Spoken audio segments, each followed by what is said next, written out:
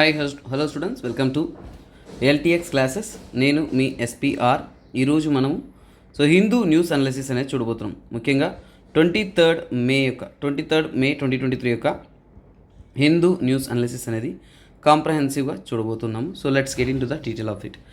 ఈ లాస్ట్ క్లాస్లో I forgot about Ganga map. I will take it starting today. ఓకేనా? No problem. అలాగే చూడండి, ఒక ఇంపార్టెంట్ అనౌన్స్మెంట్తో మనం క్లాస్ స్టార్ట్ చేద్దాము. హైదరాబాద్ లేదా వైజాగ్ నుంచి కూడా మీరు సివిల్ సర్వీస్ ప్రిపేర్ అవ్వాలి అనుకుంటున్నారు అంటే మీకు అద్భుతమైన అవకాశం అన్న లైఫ్ టైం వ్యాలిడిటీ కలిగిన కోర్స్ అనేది మీకు 80,000 రూపీస్కి మీకు అందుబాటులో అనేది ఉంటుంది. అలాగే ఈఎంఐ పద్ధతిలో మీరు కోర్స్ కావాలి అనుకుంటున్నారు అంటే 10,000 రూపీస్ మీ యొక్క కోర్స్ యొక్క ఫీజు. ఇంకా ఏమైనా ఇన్ఫర్మేషన్ కావాలనుకున్నా అంటే కాంటాక్ట్ నెంబర్ని కాంటాక్ట్ అవ్వచ్చు, తగినటువంటి ఇన్ఫర్మేషన్ అనేది ఇస్తారు. అలాగే ఆఫ్లైన్ తీసుకున్న స్టూడెంట్స్కి ఒక అద్భుతమైన అవకాశం ఉన్న 3 days మీరు ఫ్రీ డెమో క్లాస్ అటెండ్ అయ్యే అవకాశం కూడా ఉంటుంది. మీరు రండి, క్లాస్లో కూర్చోండి, క్లాస్ చెప్తున్నప్పుడు వినండి, క్లాస్ అర్థమవుతుందో లేదా చెక్ చేసుకోండి. 3 days వినిన తర్వాత మీకు నచ్చితేనే తర్వాత మీరు కోర్స్ అనేది తీసుకోవచ్చు. ఇలాంటి ఒక అద్భుతమైన అవకాశం ఎక్కడా కూడా తెలుగు రాష్ట్రాల్లో మనం అందించట్లేదు, కానీ మనం ఇక్కడ అద్భుతంగా అనేది స్టూడెంట్స్ పర్స్పెక్టివ్లో అనేది ఇవి అందిస్తూ ఉన్నాం. Don't miss this opportunity. అలాగే చూడండి, యూపీఎస్సీ ఇన్ఫినిటీ ఆన్లైన్ బ్యాచ్ కూడా మన వద్ద లాంచ్ అవుతుంది. ఎవరైతే ఆన్లైన్ జాయిన్ అవ్వాలి అనుకున్నారో వారికి 31st మే వరకు మాత్రమే మీ యొక్క ఫీజు అనేది 60,000 రూపీస్లో అందుబాటులో ఉంటుంది. తర్వాత మీ యొక్క ఫీజు అనేది 1st జూన్ తర్వాత ఏంటంటే ఇది 10,000 రూపీస్ ఇంక్రీజ్ అయ్యే అవకాశం అనేది ఉంది. అంటే 10,000 రూపీస్ సేవ్ చేసుకోవాలి అనుకుంటున్నారు అంటే ఇది మంచి అవకాశం. As early as possible. చూడండి, 31st మేలోగా జాయిన్ అయితే ఈ యొక్క ఆపర్చునిటీ అనేది మీరు ఉపయోగించుకోవచ్చు. అలాగే చూడండి, ఈఎంఐ పద్ధతిలో మీరు ఈ కోర్స్ పొందాలి అనుకుంటే 5,000 రూపీస్కి మీకు ఈఎంఐలో కూడా ఈ కోర్సెస్ అనేది అందుబాటులో ఉంటుంది. అలాగే మీ అందరికీ కూడా ఇంపార్టెంట్ న్యూస్ అనేది ఉంది. ఏబిపిఎస్సి గ్రూప్ 2 పోస్టింగ్స్ అనేది రానున్నాయి. కాబట్టి ఎవరైతే ఏబిపిఎస్సి గ్రూప్ 2 జాయిన్ అవ్వాలి అనుకుంటున్నారో వారందరికీ కూడా తెలుగు మీడియంలో ఆఫ్లైన్ బ్యాచెస్ అనేది స్టార్ట్ అయ్యాయన్న, శ్రీకాకుళంలో స్టార్ట్ అయ్యాయి. మీ యొక్క ఫీజు అనేది 18,000 రూపీస్. అలాగే ఆన్లైన్ పద్ధతిలో ఇంగ్లీష్ మీడియంలో కూడా మీ కోర్సెస్ స్టార్ట్ అయ్యి ఉన్నాయి. దాని యొక్క ఫీజు అనేది 15,000 రూపీస్ అనమాట. అలాగే ఆన్లైన్ తెలుగు మీడియంలో కూడా మీకు కోర్సెస్ స్టార్ట్ అయినాయి. మీ యొక్క కోర్స్ ఫీజు అనేది 15,000 రూపీస్. ఒక్కసారి పే చేయని స్టూడెంట్స్ కూడా ఇందులో మీరు నెలసరి 5,000 కట్టుకుంటూ కూడా ఈ యొక్క కోర్స్ అనేది జాయిన్ అవ్వచ్చు. తర్వాత మీకు ప్రిపరేషన్ అనేది ఇంకా మెరుగ్గా పరచుకోవడానికి ఎవ్రీథింగ్ విల్ బీ డీటెయిల్డ్లీ ఎక్స్ప్లెయిన్. మీకు ఎగ్జామ్ పాయింట్ ఆఫ్ వ్యూలో క్లియర్గా డీటెయిల్గా స్టెప్ బై స్టెప్ మీకు అందించడం అనేది జరుగుతుంది. Don't miss this golden opportunity అనమాట. తర్వాత తీసుకున్నారు అంటే ఆప్షనల్ తీసుకోవాలి అనుకుంటున్న స్టూడెంట్స్ అందరికీ కూడా న్యూ బ్యాచెస్ అనేది జూన్ మంత్ నుంచి కూడా మీకు స్టార్ట్ అవ్వనుంది. మీరు రికార్డెడ్ పద్ధతిలో మీరు ఆప్షనల్ తీసుకోవాలి అనుకుంటున్నారు అంటే మీకు లైవ్, ఓకేనా, లైవ్ అండ్ రికార్డెడ్ కోర్సెస్ అనేది మీకు 25,000 రూపీస్కి అనేది అందుబాటులో అనేది ఉంటుందన్నమాట. దీని యొక్క వ్యాలిడిటీ అనేది 31st మే వరకు ఉంటుంది. అలాగే లైఫ్ టైం వ్యాలిడిటీ కలిగిన ఈ యొక్క ఆప్షనల్ కోర్సెస్ అనేది మీకు అందుబాటులో ఉంటాయి. మన వద్ద అందుబాటులో ఉంటున్న ఆప్షనల్స్ అనేది PSIR, pub ad, sociology, anthropology and Telugu literature లాంటి అద్భుతమైన ఆప్షనల్స్ అనేది మీకు అందుబాటులో అనేది చేస్తున్నాం అనమాట. Those are planning to prepare. ఇది ఒక golden opportunity. Don't miss this opportunity. అలాగే ఈ యొక్క యూపీఎస్సీ ఇన్ఫినిటీ కోర్సెస్లో మనకి ఏంటంటే ప్రిలిమ్స్ మరియు మెయిన్స్ ఓరియంటెడ్గా కాంప్రహెన్సివ్ క్లాసెస్ అనేది ఉంటుంది. సీసాట్ ఉంటుంది. అలాగే మనకి యూపీఎస్సీ ఇన్ఫినిటీలో ప్రిలిమ్స్ అండ్ మెయిన్స్ ఇంక్లూడ్ ఉంటుంది. ఎన్సీఆర్టీ ఫౌండేషన్ ఉంటుంది. ప్రిలిమ్స్ టెస్ట్ సిరీస్ ఉంటుంది. డైలీ మెయిన్స్ ఆన్సర్ రైటింగ్ ఉంటుంది. అలాగే వీటితో పాటు మన యూపీఎస్సీ ఇన్ఫినిటీ తీసుకున్న స్టూడెంట్స్కి అనేది అదనంగా APSC, TSPSC, RBI, bank PO, SSC CGL, RRB, NTPC ఇలాంటి అద్భుతమైన కోర్సెస్ అంతా కూడా మీకు అందుబాటులో అనేది మీకు ఎక్స్ట్రా యాక్సెస్ అనేది ఫ్రీగానే ఇవ్వడం అనేది జరుగుతుంది. అందువల్లనే మన కోర్సెస్ అనేది చాలా చాలా చాలా అంటే చాలా క్వాలిటేటివ్గా మీకు ఎగ్జామ్ ఓరియంటెడ్గా యూస్ అయ్యే విధంగా అనేది ఉంటుంది. Don't miss this golden opportunity అనమాట. ఓకే గైస్, మనం ప్రీవియస్ ఇయర్ క్వశ్చన్తో మనం స్టార్ట్ చేస్తాం. ఇంతకుముందు లాస్ట్ వీడియోలో మీకు IFPRI ద్వారా ఇవ్వబడుతున్న గ్లోబల్ హంగర్ ఇండెక్స్ రిపోర్ట్ గురించి మనం తెలుసుకుంటున్నాం. ఫస్ట్ ఆఫ్ ఆల్ మీరు తెలుసుకోవాల్సింది ఏంటి, ఈ IFPRI ఎవరు, ఎవరు ఈ గ్లోబల్ హంగర్ ఇండెక్స్ రిలీజ్ చేస్తున్నారు? యాక్చువల్గా ఏంటంటే ఇది ఒక ప్రపంచవ్యాప్తంగా ఉంటున్న ఆర్గనైజేషన్, ఇంటర్నేషనల్ ఫుడ్ రీసెర్చ్. దీని మీద అంటే ఇంటర్నేషనల్ ఫుడ్ రీసెర్చ్. వేటిపైన వారు రీసెర్చ్ చేస్తారు? ఇంటర్నేషనల్ ఫుడ్ రీసెర్చ్, ఓకేనా. ముఖ్యంగా ఫుడ్, ఓకే, IFP కదా. పి అంటే పాలసీ రీసెర్చ్, ఓకేనా. Food policy research. 1 second. Policy research, food policy research, ఓకేనా. ఫుడ్ పాలసీ రీసెర్చ్ ఇన్స్టిట్యూట్ అన్నమాట. వీరు దీనిపైన ముఖ్యంగా ఏంటంటేనన్నా ఫుడ్ పాలసీ పైన IFPRI అంటే international food policy research institute. వీరు ముఖ్యంగా ఏంటంటేనన్నా హంగర్కి సంబంధితమైన విషయాలను స్టడీ చేసి ఈ ప్రపంచవ్యాప్తంగా గ్లోబల్ హంగర్ ఇండెక్స్ రిపోర్ట్ అనేది ఇస్తారు. ఎందుకు సార్ ఇలాంటి ఒక రిపోర్ట్ ఇవ్వాల్సిన అవసరం ఉందంటే సింపుల్ నాన్న, ప్రజల మధ్య అవేర్నెస్ రావాలి. ఎంతోమంది ఆకలితో చనిపోతూ ఉన్నారనే అవేర్నెస్ రావాలి. అలాగే వాటిని రిడక్షన్ చేయడానికి, ఓకే ఇంతమంది ఆకలితో సఫర్ అవుతున్నారా, వాటిని రిడక్షన్ చేయడానికి మనం ఎలాంటి ప్రయత్నాలు చేయాలి అనేది మనకి తెలియాలి. సో అలాగే ఏంటంటేనా దీనికోసం ప్రపంచవ్యాప్తంగా కూడా అందరూ మనము స్టడీ చేయాలి. అలాగే గ్లోబల్ హంగర్ ఇండెక్స్ సింపుల్ కాదు, ఇది ఒక మల్టీ డైమెన్షనల్ అంటే పలు విషయాలను వాళ్ళు స్టడీ చేసి వాళ్ళు వాటిని రిపోర్ట్ అనేది ఇస్తున్నారు. సో అలా మల్టీ డైమెన్షనల్ అన్నప్పుడు ఏంటి, దేన్ని స్టడీ చేస్తున్నారు? సో అందులో ఏంటంటే అండర్ న్యూరిష్మెంట్ అంటే ఏంటి?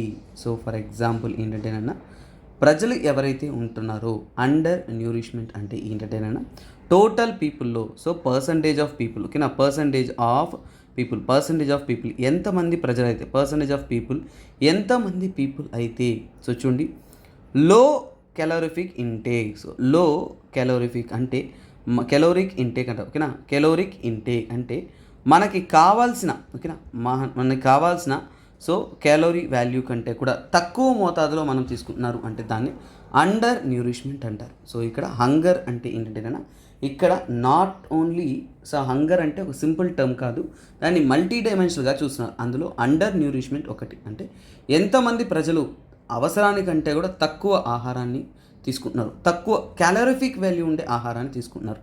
తర్వాత నెక్స్ట్ విషయం ఏంటంటే చైల్డ్ స్టంటింగ్. సో ఎప్పుడైతే నాకు ఫస్ట్ ఆప్షన్ కరెక్ట్ అనిపిస్తుందో I eliminate the option B. So ఇప్పుడు సెకండ్ ఆప్షన్, ఓకేనా, సెకండ్ ఆప్షన్ ఏంటో నేను చూస్తున్నాను. సో ఇక్కడ చూడండి సెకండ్ ఆప్షన్, సో క్లియర్గా చూడండి child stunting. First of all child stunting అంటే ఏంటి? సో ఫర్ ఎగ్జాంపుల్ చూడండి చైల్డ్ స్టంటింగ్ అంటే ఏంటంటేనా, దీనికంటే ముందు ఇంకో పదం కూడా తెలియాలి, అది చెప్తాను.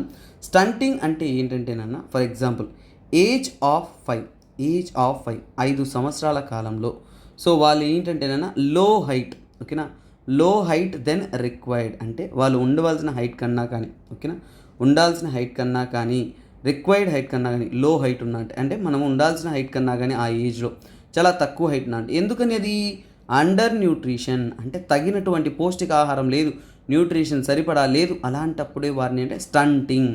గుర్తుపెట్టుకోండి, స్టంటింగ్ అంటే హైట్ తక్కువ అంటే 5 ఏళ్ల పిల్లవానికి ఎంత హైట్ ఉండాలో అంతకంటే తక్కువ ఉందంటే వాటిని ఏమంటామంటే చైల్డ్ స్టంటింగ్ అంటాం. ఇదే పదంతో ఎప్పుడైతే నాకు ఈ కరెక్ట్ ఆన్సర్ వచ్చిందో చైల్డ్ స్టంటింగ్ అనేది ఈ హంగర్ ఇండెక్స్లో మల్టీ డైమెన్షన్లో ఇది కూడా ఒకటనేది నాకు అర్థమైంది. ఎప్పుడైతే రెండవ స్టేట్మెంట్ నాకు కరెక్ట్ అయ్యిందో సో ఇప్పుడు చూడండి ఇక్కడ ఆప్షన్ డి లేదు, ఆప్షన్ ఏ లేదు, option C is my right answer.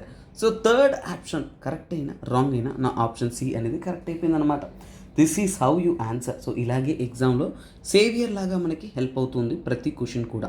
So అలాగే ఇప్పుడు ఇంకొకటి చైల్డ్ మోర్టాలిటీ అంటే ఏంటి? సో ఏజ్ ఆఫ్ 5, ఓకేనా, ఏజ్ ఆఫ్ 5 వచ్చేలాగా, ఓకేనా, ఏజ్ ఆఫ్ 5 వచ్చేలోగా ఎంతమంది పిల్లలు చనిపోతున్నారు?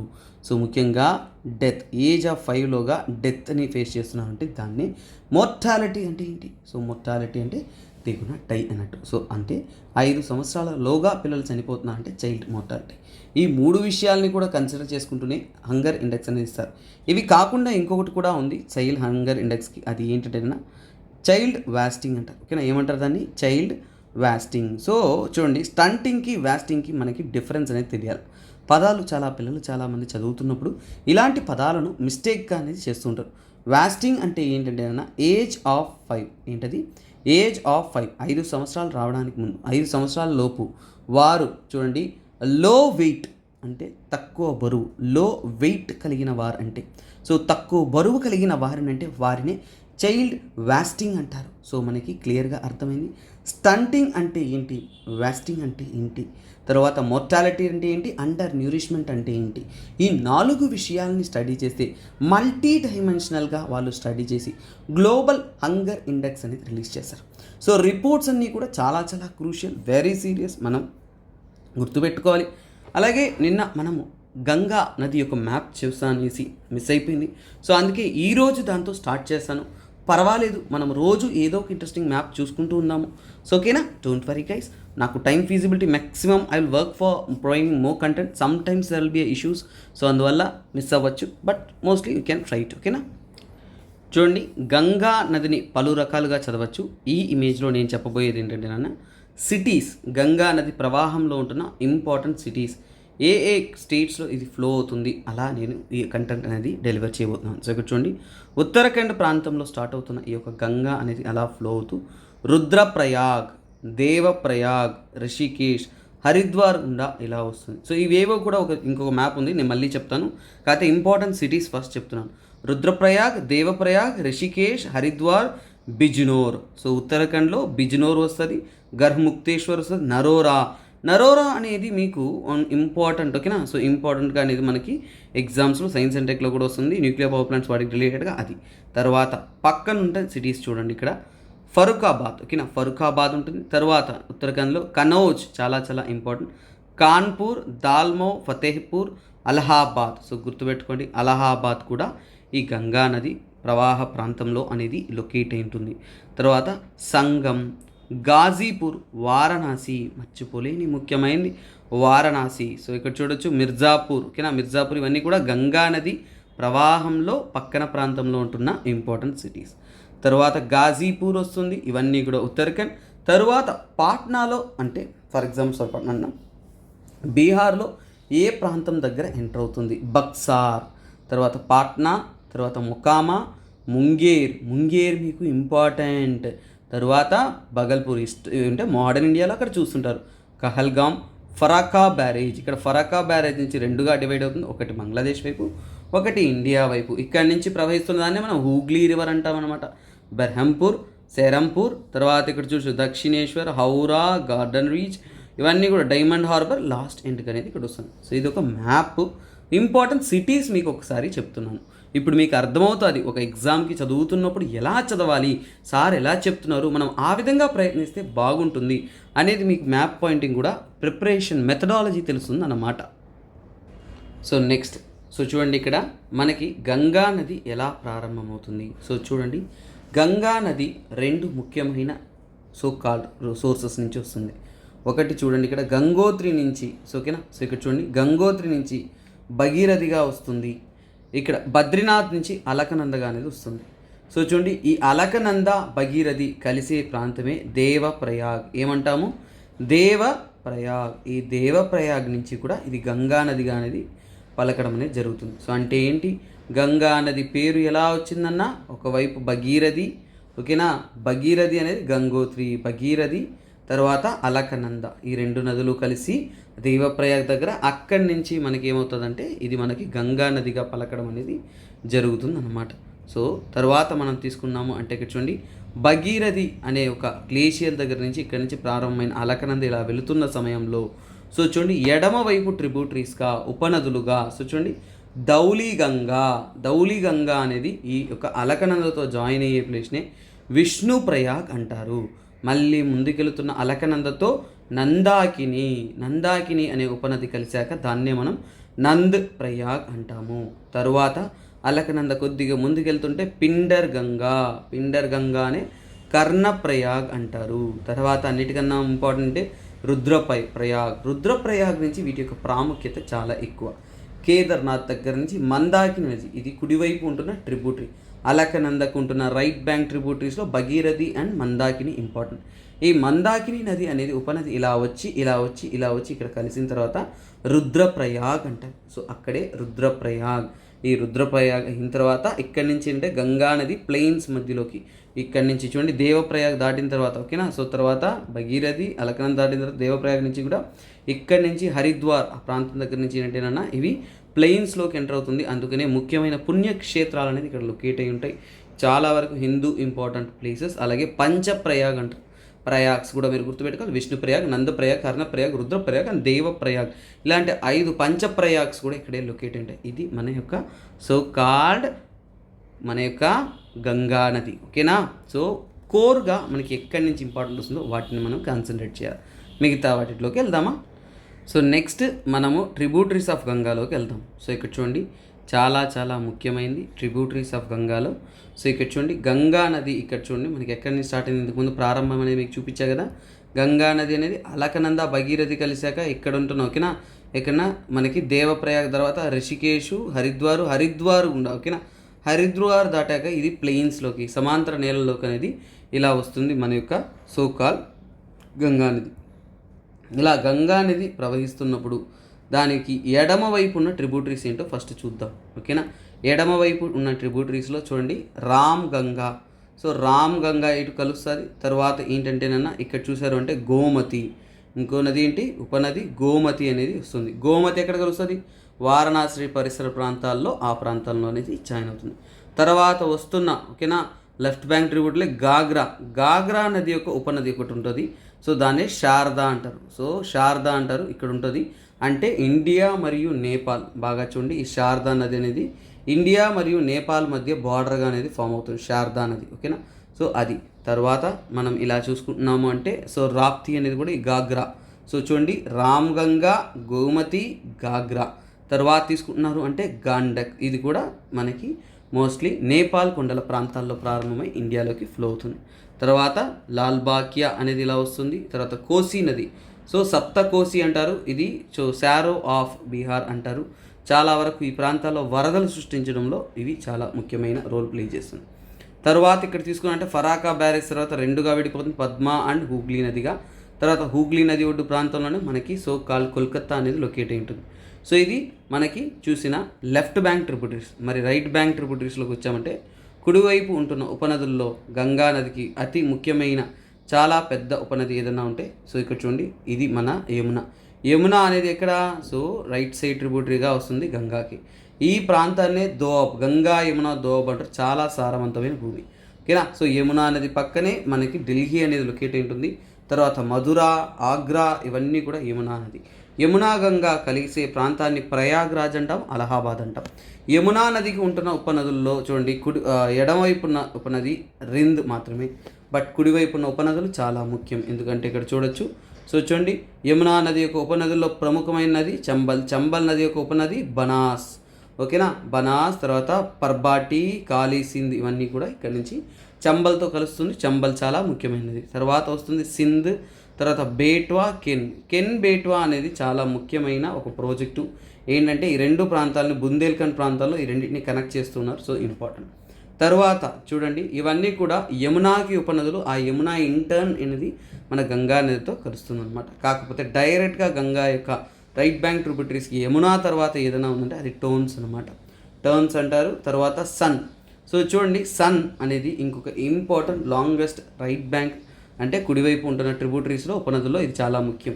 సో ఈ యొక్క సోన్కి గాగ్రాకి ఒక ముఖ్యమైన విషయం అంటే గాగ్రా ఎడమవైపు వస్తే సోన్ అనేది సన్ రివర్ అనేది కుడివైపు వస్తుంది. అలాగే పాట్నా పరిసర ప్రాంతాల్లో ఆ దగ్గరలోనే ఇది జాయిన్ అవుతుంది అనమాట. సో ఇదే దాని యొక్క ఇంపార్టెంట్. ఇంకొక ఉపనది మనకి రైట్ బ్యాంక్ ట్రిబ్యూటరీస్ తీసుకున్నా అంటే మయూర్ కాశీ ఒకటి. తర్వాత దామోదర్ వ్యాలీ ప్రాజెక్ట్ అనేది చాలా చాలా ఇంపార్టెంట్ వెస్ట్ బెంగాల్ ప్రాంతాల్లో. సో ఇది దామోదర్నే మనం ఏంటి సారో ఆఫ్ బెంగాల్గా చెప్తాం. సో ఒక ఐడియా మీకు వచ్చింది అనుకుంటున్నాను. సో మ్యాప్ సెక్షన్ అనేది ఇలా మనకి ఇంట్రెస్టింగ్ ఎలిమెంట్స్ అనేది మనం చూసాం. నేను ఎలాగో న్యూస్లో ఉన్నది బట్ నేను చెప్పి దాన్ని కంప్లీట్ చేయలేకపోయాను. సో అందుకని ఈరోజు క్లాస్ స్టార్టింగ్లోనే ఇది మీకు ప్రొవైడ్ చేస్తున్నాను అనమాట. ఓకేనా, సో నెక్స్ట్ కరెంట్ అఫైర్స్లోకి వెళ్ళిపోదాం. So okay guys, so recent current అఫైర్స్లో ఏంటంటే Modi extols the value of Pacific island nations. అంటే పసిఫిక్ ఐలాండ్ నేషన్స్ యొక్క ముఖ్యత్వాన్ని మన ప్రధాని మోడీ గారు సో విజిట్కి వెళ్ళారు. ఇక్కడ పాపా న్యూ గినియా. సో దాన్ని మ్యాప్ స్టడీస్లో మనమే చేసాం.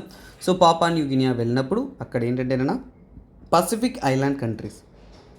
సో ఈ ఆర్టికల్ దేని గురించి అంటే పసిఫిక్ ఐలాండ్ కంట్రీస్. దేని గురించి? పసిఫిక్ ఐలాండ్ కంట్రీస్ గురించి. ఈ పసిఫిక్ ఐలాండ్ కంట్రీస్కి మన మోడీ గారు విజిట్ వెళ్ళారు కాబట్టి ఈ కంట్రీస్తో మన యొక్క రిలేషన్షిప్ని మెరుగుపరుచుకోవడానికి అలాగే కోఆర్డినేషన్కి మోడీ గారు చెప్పిన ఇనిషియేటివ్స్ ఏంటి, వాటి యొక్క ఇంపార్టెన్స్ ఏంటి అనేది మనం అర్థం చేసుకోవాలి. సో ఇక్కడ మన ఇండియా యొక్క సిగ్నిఫికెన్స్ చాలా ఇంపార్టెంట్. అలాగే సిగ్నిఫికెన్స్ తెలుపుతున్నటువంటి విధంగా ఏంటంటే అక్కడ చెందిన పసిఫిక్ ఐలాండ్ నేషన్ చెందిన ఫిజీ అనే కంట్రీకి వెళ్ళినప్పుడు మన మోడీ గారు వచ్చేసి హైయెస్ట్ హానర్, ఫిజీ దేశంలో ఉంటున్న హైయెస్ట్ హానర్ ఏదైతే ఉంటుందో ఎక్కువ అయిన గౌరవాన్ని అనేది ఇవ్వడం జరుగుతుంది. దాన్ని ద కంపానియన్. ఓకేనా, companion okay wait sing I will write spelling exactly companion of order of Fiji. ఏంటది? ఆర్డర్ ఆఫ్ ఫిజీ అనే బిరుదు అనేది వారికి ఇచ్చి సంబోధిస్తారు. అంటే ఇక్కడ ఏంటి, సో ఇక్కడ మన హైయెస్ట్ వాల్యూ అనేది ఇచ్చారు. తర్వాత Papua New Guinea. So Papua New Guinea ఏదైతే ఉంటుందో, సో ఈ పాపువా న్యూగినియాలో కూడా వారు ఏంటంటేనన్నా హైయెస్ట్ అవార్డు అనేది ఇచ్చారు. సో మన మోడీ గారికి హైయెస్ట్ అవార్డ్ అనేది గుర్తించారు. సో ఇది నాట్ ఓన్లీ పిఎంకి ఇవ్వడం కాదు, సో మన ఇండియన్కి ఒక గౌరవం, ఇండియా మీద వాళ్ళు చూపిస్తున్న రెస్పెక్ట్, ఆ యొక్క గౌరవాన్ని ఏమంటే ద గ్రాండ్, ఓకేనా, దాని పేరే ఏంటంటే ద గ్రాండ్ కంపానియన్, ఓకేనా, grand companion of the order of. So మీకు ఖచ్చితంగా ఈ యొక్క స్కీమ్, ఈ యొక్క అవార్డు ఏదైతే ఉంటుందో అవి తెలుస్తున్నారు. ఆర్డర్ ఆఫ్ లొగోహు, ఇలా ఎవరికి ఇచ్చారనేది ఇంపార్టెంట్, ఆర్డర్ కూడా ఇంపార్టెంట్. ఓకే, లొగోహు జీసీఎల్ అంటారు. సో మొత్తానికి సో ఏంటంటే గ్రాండ్ ఛాంపియన్ ఆఫ్ లొగోహు అంటారు. ఈ బిరుదు కూడా ఇవ్వడం జరిగింది. సో దీని ద్వారా ఏంటంటే పసిఫిక్ ఐలాండ్స్లో మన ఇండియా యొక్క ముఖ్యత్వం ఏంటి, అక్కడ ఉంటున్న పరిస్థితి ఏంటి. ఆల్రెడీ ఇంకొక ఇష్యూ ఏంటంటే సోలమన్ ఐలాండ్స్. సో చూడండి, సోలమన్ ఐలాండ్స్కి, ఓకేనా, సోలమన్ ఐలాండ్స్కి అలాగే ఏంటంటేనన్నా సో ఇంకొక దేశమైన చైనాకి వచ్చేసి రిలేషన్షిప్ అనేది స్థాపించబడుతుంది. సో స్ట్రాంగ్ సైన్ అనేది చేయడం జరిగింది. సో అందువల్ల దీన్ని కౌంటర్ చేయడానికి మన ఇండియా యొక్క స్టాన్స్ అనేది అక్కడ చాలా చాలా చాలా చాలా ఇంపార్టెంట్గా అనేది ఉంటుందనే తెలుస్తుంది. అలాగే ఇక్కడ ఈ యొక్క పసిఫిక్ ఐలాండ్ కంట్రీస్లో ఫ్రెండ్షిప్ని వీటిని స్థాపించే విధంగా మన ఇండియా తీసుకున్న నిర్ణయాలంటే, ఇండియా తీసుకున్న ఇనిషియేటివ్స్ ఏంటి అనేది మనం ఒకసారిగా సింపుల్ టర్మ్స్లో చూద్దాం. సో ఇండియా తీసుకుంటున్నారు అంటే ముఖ్యంగా ఏంటంటే 2014లో మన మోడీ గారు అక్కడికి విజిట్కి వెళ్ళినప్పుడు ఏంటంటే సో వారు FIPIC అనేది ఒకటి లాంచ్ చేశారు. అంటే ఏంటంటే ఫారం ఫర్, ఓకేనా, ఫారం ఫార్ ఇండియా పసిఫిక్, ఓకేనా, forum for India Pacific island cooperation, India Pacific island cooperation అన్నమాట. So India Pacific island cooperation అనేది వాళ్ళు FPIC అనేది మన గవర్నమెంట్ తరపు నుంచే లాంచ్ చేశారు. ఇందులో ఏంటి అంటే సో ముఖ్యంగా 14 కంట్రీస్, పసిఫిక్ ఐలాండ్ కంట్రీస్లో 14 కంట్రీస్ ఏవైతే ఉన్నాయో వారందరూ కూడా ఒక ఫారంలా ఫామ్ అయ్యి వారు మీటింగ్ కండక్ట్ చేసుకుంటూ వారి యొక్క సో ప్రాబ్లమ్స్ ఉన్నాయి ఇవన్నీ కూడా చేసుకుంటూ డిస్కస్ చేస్తూ ఉంటారు. సో అలా 2 మీటింగ్లు అయ్యింది. ఈసారి 3వ మీటింగ్ మన మోడీ గారే విజిట్ అనేది చేస్తున్నారు. సో దీని ద్వారా ఏంటంటే మన ఇండియా ఇంకా చెప్పాలి అంటే డెవలప్మెంట్ చేయడానికి ఆ ప్రాంతంలో అసిస్టెన్స్ కూడా ఇస్తున్నారు, అంటే సపోర్ట్ కూడా ఇస్తున్నారు. ఆ అసిస్టెన్స్లో భాగంగా ఏంటంటే సుమారుగా ఈ ప్రాంతంలో ముఖ్యమైన సమస్య అంటే క్లైమేట్ చేంజ్. సో క్లైమేట్ చేంజ్ని బీట్ చేయడానికి, సో క్లైమేట్ చేంజ్ సమస్యని ఫేస్ చేయడానికి, అలాంటి వాటిని ఢీకొనడానికి, అలాగే క్లీన్ ఎనర్జీ వైపు అడుగులు వేయడానికి, క్లీన్ ఎనర్జీని డెవలప్ చేయడానికి సుమారుగా ఒక కార్పస్ ఫండ్ అనేది రెడీ చేశారు. ఆ ఫండ్ వచ్చేసి సుమారుగా $1 మిలియన్. సో చూడండి, $1 మిలియన్ అనేది ఫండ్ అనేది రెడీ చేశారు. సో ఆ ఫండ్ ద్వారా ఈ క్లైమేట్ చేంజ్ని అడాప్ట్ చేసుకోవడానికి వారు ఏంటంటే ఒక అద్భుతమైన ఒక ప్లాట్ఫామ్ అనేది రెడీ చేస్తున్నారు. తర్వాత ఇంకా ఆ ప్రాంతాన్ని అద్భుతంగా డెవలప్ చేయడానికి యాక్చువల్గా ఏంటంటే గవర్నమెంట్ తరపు నుంచి కూడా పాన్ పసిఫిక్ ఐలాండ్స్ ఈ network. So pan Pacific islands ఈ నెట్వర్క్ అంటే ఆన్లైన్ నెట్వర్క్. అంటే దీని ద్వారా ఏంటి, డిజిటల్ కనెక్టివిటీని పెంపొందించడానికి, ఓకేనా, డిజిటల్ కనెక్టివిటీని పెంపొందిస్తూ డిజిటల్ నెట్వర్క్ని పెంపొందించడానికి వీరు తీసుకొచ్చిన ఇనిషియేటివే పాన్ పసిఫిక్ ఐలాండ్స్ ఇనిషియేటివ్ అన్నమాట. తర్వాత ఏంటంటే స్పేస్ టెక్నాలజీలో కోఆపరేట్ అవ్వడానికి, ఓకేనా, స్పేస్ టెక్నాలజీలో పసిఫిక్ ఐలాండ్స్ అన్నిటికన్నా కానీ మన ఇండియా ఎంతో ముందడుగులో ఉంది కాబట్టి వాటిలో వారికి సపోర్ట్ చేయడానికి వీరు హెల్ప్ చేస్తున్నారు. అంటే దానికి తగినటువంటి అప్లికేషన్స్ అన్నీ కూడా మనం ఇంప్లిమెంట్ చేయడానికి సాయం చేస్తున్నాం. తర్వాత ఏంటంటే మనము ట్రైనింగ్స్ అంతా కూడా అక్కడ ఉంటున్న డిప్లొమాట్స్కి, ఓకేనా, ట్రైనింగ్స్ ఎవరికి, డిప్లొమాట్స్కి. సో మన ఇండియా తరపు నుంచి మన వంతు సాయం అనేది ఎంతో మెరుగ్గా అనేది ఇస్తూ ఉన్నాము. So that is what. So అలాగే ఈ యొక్క సమిట్లో ఈ ఐలాండ్స్ని మీట్ అయినప్పుడు ఏంటంటే మోడీ గారు చెప్పిన ముఖ్యమైన విషయాలు ఏంటి, హైలైట్స్ ఏంటి, ఈ మీటింగ్లో భాగంగా మన ఇండియన్ గవర్నమెంట్ ఇస్తున్న హైలైట్స్ అనేది ఏంటి, వారికి ఇస్తున్న సపోర్ట్ ఏంటి అనేది. సో ప్రపంచవ్యాప్తంగా కూడా ఒక ఐ అనేది వేసి ఉంటారు. సో వాళ్ళు కూడా చూస్తూ ఉంటారు మనం ఏం చేస్తున్నాం. సో దాంట్లో భాగంగా మన ఇండియా అనేది ఈ ప్రాంతంలో కొన్ని డెవలప్మెంట్ వర్క్స్ అనేది కూడా సైన్ చేశారు. అంటే ఏంటంటే ఒక కన్వెన్షన్ సెంటర్ అనేది స్థాపిస్తున్నారు. కన్వెన్షన్ సెంటర్ అనేది పలావ్, ఓకేనా, పలావ్ అనే ప్రాంతంలో స్థాపిస్తున్నారు. తర్వాత ఏంటంటే waste management. So waste management project, ఓకేనా, వేస్ట్ మేనేజ్మెంట్ ప్రాజెక్ట్ ఒకటి స్థాపిస్తున్నారు. సో ఈ వేస్ట్ మేనేజ్మెంట్ ప్రాజెక్ట్లో ఏంటంటే ఏ ప్రాంతంలో అంటే నౌరు, ఏ ప్రాంతంలో, నౌరు అనే ప్రాంతంలో వేస్ట్ మేనేజ్మెంట్ అనేది చేస్తున్నారు. సో తర్వాత ఏంటంటే సో ముఖ్యంగా ఏంటంటే సైక్లోన్ ఓకేనా, సైక్లోన్ ఎఫెక్టెడ్ ఫార్మర్స్కి ఓకేనా, సైక్లోన్ ఎఫెక్ట్ అయిన సైక్లోన్తో ఇబ్బంది పడిన ఫార్మర్స్కి అనేది వారు సపోర్టివ్గా ఓకేనా, సపోర్టివ్గా ఉండడం కోసం గవర్నమెంట్ అనేది కొన్ని ఇనిషియేటివ్ తీసుకొచ్చారు. అది ఫిజీలో అనమాట. సో తర్వాత తీసుకున్నంటే సోలార్ ప్రాజెక్ట్, ఇవన్నీ కూడా ఇంపార్టెంటా సార్ అంటే ఈ ఫ్యాక్ట్స్ అన్నీ కూడా ఇంపార్టెంట్ అన్న, ఎందుకంటే రేపు ఎప్పుడైనా కానీ పసిఫిక్ అలయన్స్ వాటికి రిలేటెడ్గా మెయిన్స్ క్వశ్చన్ వచ్చినప్పుడు మీరు ఉదాహరణలు తెలుపుతున్నప్పుడు ఇలాంటి ఉదాహరణలు అనేది మీ ఎగ్జామ్ని ఇంకా మెరుగ్గా అనేది చేస్తుంది. సో కిరిబాటి దగ్గర ఏంటంటే సోలార్ ప్రాజెక్ట్ అనేది సైన్ చేశారు. సో దీని ద్వారా ఏంటంటే వారు చాలా వరకు అద్భుతంగా అనేది ఎస్టాబ్లిష్ చేస్తూ అలాగే వారు ఇంకొక రీసెర్చ్ ఇన్స్టిట్యూట్ కూడా స్థాపించడానికి మనం శంకుస్థాపన చేసాం. దాన్ని ఏమంటే సస్టైనబుల్, సో ఏంటది ఇది సస్టైనబుల్ ఓకేనా, sustainable coastal and ocean research, so ocean and coastal research institute, so ocean coastal research institute అన్నమాట. సో ఈ ఇన్స్టిట్యూట్ని ఏమంటారంటే SCORI, సో SCORI అంటారు. సో దీన్ని వారు స్థాపించడానికి ముఖ్యంగా ఫిజీలో యూనివర్సిటీలో వీరు దీన్ని స్థాపించారు. ఇలా ఏంటంటే పసిఫిక్ ఐలాండ్ ప్రాంతాల్లో కోఆర్డినేషన్ చేయడానికి మనం డెవలప్ చేస్తున్నాం. తర్వాత ఏంటంటే వెబ్సైట్ ఫర్ స్పేస్ టెక్నాలజీ, ఆ ప్రాంతంలో వారందరినీ కూడా ప్రమోట్ చేసే విధంగా సపోర్ట్ చేసే విధంగా ఏంటంటే వెబ్సైట్ ఒకటి స్థాపించారు. ముఖ్యంగా ఏంటంటే స్పేస్ టెక్నాలజీ పరంగా ఇంకా మెరుగ్గా సపోర్ట్ అందించడానికి ఈ ఒక ఇనిషియేటివ్ అనేది తీసుకొచ్చారు. That is the beauty of this article అన్న. చాలా అద్భుతమైన ఆర్టికల్, చాలా తక్కువ కంటెంట్ ఉంది కానీ ఎగ్జామ్ పాయింట్ ఆఫ్ వ్యూలో చాలా ఎక్కువ చదవాల్సిన కంటెంట్. ఎందుకంటే ఇండియా ఇప్పుడు చూడండి, ఇది ఇంటర్నేషనల్ రిలేషన్స్లో మీరు ఒకటి గుర్తుపెట్టుకోవాలి, ఇండియాకి పసిఫిక్ ఐలాండ్ కంట్రీస్కి ఉంటున్న రిలేషన్షిప్ ఎలాంటిది అనే విధంగా మీకు మెయిన్స్లో అడగచ్చు. అలాంటప్పుడు మీరు ధైర్యంగా ఆన్సర్ని ఫేస్ చేయాలి. సో అందుకే ఈ ఒక ఐడియాస్ అనేది క్లూస్ ఓకేనా. So guys next current affairs చూడండి, ఇది మీకు నేవీ డిఫెన్స్ పరంగా ఇంపార్టెంట్గా ఉంటుంది. So for example so defence పరంగా ఉంటుంది దాంట్లో ఐఎన్ఎస్ సింధురత్న వచ్చేసి సో రష్యాకి వెళ్ళింది. సో 95 days జర్నీ ద్వారా ఏంటంటే మళ్ళీ ఇండియాకి అనేది వచ్చింది. యాక్చువల్గా ఏంటంటే ఈ సింధురత్న వచ్చేసి కిలో క్లాస్ సబ్మెరీన్ అంటారు. సో అలాగే ఏంటంటే సింధు ఘోష్ క్లాస్కి చెందింది. సో యాక్చువల్గా ఏంటంటే ఇక్కడ ఈ సబ్మెరీన్ గురించి మనం తెలుసుకోవాలంటే సింపుల్ థింగ్ అన్న. సో ఈ సబ్మెరీన్ అనేది ఏంటంటే సో కొన్ని మార్పులు చేర్పులు చేసుకుని సో ఒక మోడర్న్ వెపనరీతో రావడం అనేది జరిగింది ఓకేనా. మోడర్న్ వెపన్తో ఇది మోడర్నైజ్ చేసి చేంజెస్ చేసుకొని వచ్చారు. సో ఇక్కడ నేను ఈ కరెంట్ అఫైర్స్ అనేది ఒక అంత సిగ్నిఫికెంట్ కాదు. సో వాట్ ఈస్ సింధురత్న అనేది మీరు ఒక కోర్ ఎలిమెంట్గా అనేది మనం నేర్చుకుంటే ఉపయోగపడుతుంది. కాకపోతే అన్నిటికన్నా ముఖ్యం ఏంటంటే జనరల్ టర్మ్స్లో మనకి సబ్మెరీన్లో ఎలాంటి సబ్మెరీన్స్ ఉంటాయి, అందులో ముఖ్యత్వం ఏంటి అనేది మనం చూసుకుందాం. సో ఫస్ట్ ఆఫ్ ఆల్ ఈ సింధురత్న గురించి కొన్ని ఫ్యాక్ట్స్ చెప్పేసి నేను టాపిక్లోకి వెళ్తాను. సో ఇక్కడ చూడండి, ఫస్ట్ సింధురత్న ఇండియన్ నేవీకి చెందిన సింధురత్న. సో సింధురత్న అసలు రష్యాకి ఎందుకు వెళ్ళాల్సి వచ్చింది, మళ్ళీ ఇండియాకి ఎందుకు వచ్చింది అనేది మనం తెలుసుకుందాం. సింధురత్న వచ్చేసి ఏంటంటే ఫిబ్రవరి 2014లో ఒక యాక్సిడెంట్కి గురైంది. ఒక మేజర్ యాక్సిడెంట్కి అనేది గురైంది. తర్వాత దీన్ని చేంజెస్ చేయడానికి సో మార్పులు చేయడానికి ఏంటంటే ఇక్కడి నుంచి ఏంటంటే వీరు రష్యాకి అనేది పంపిస్తారు. సో రష్యాలో ఇదేంటంటే వెళ్ళింది, దీన్ని ఏమంటారంటే డీజిల్ ఎలక్ట్రిక్ సబ్మెరైన్ అనమాట. సో ఇదేంటి diesel electric submarine, so submarine అనమాట. సో దీన్ని పాపులర్గా ఏమంటారంటే జనరల్గా అంటే కిలో క్లాస్ సబ్మెరైన్ అంటారు ఓకేనా.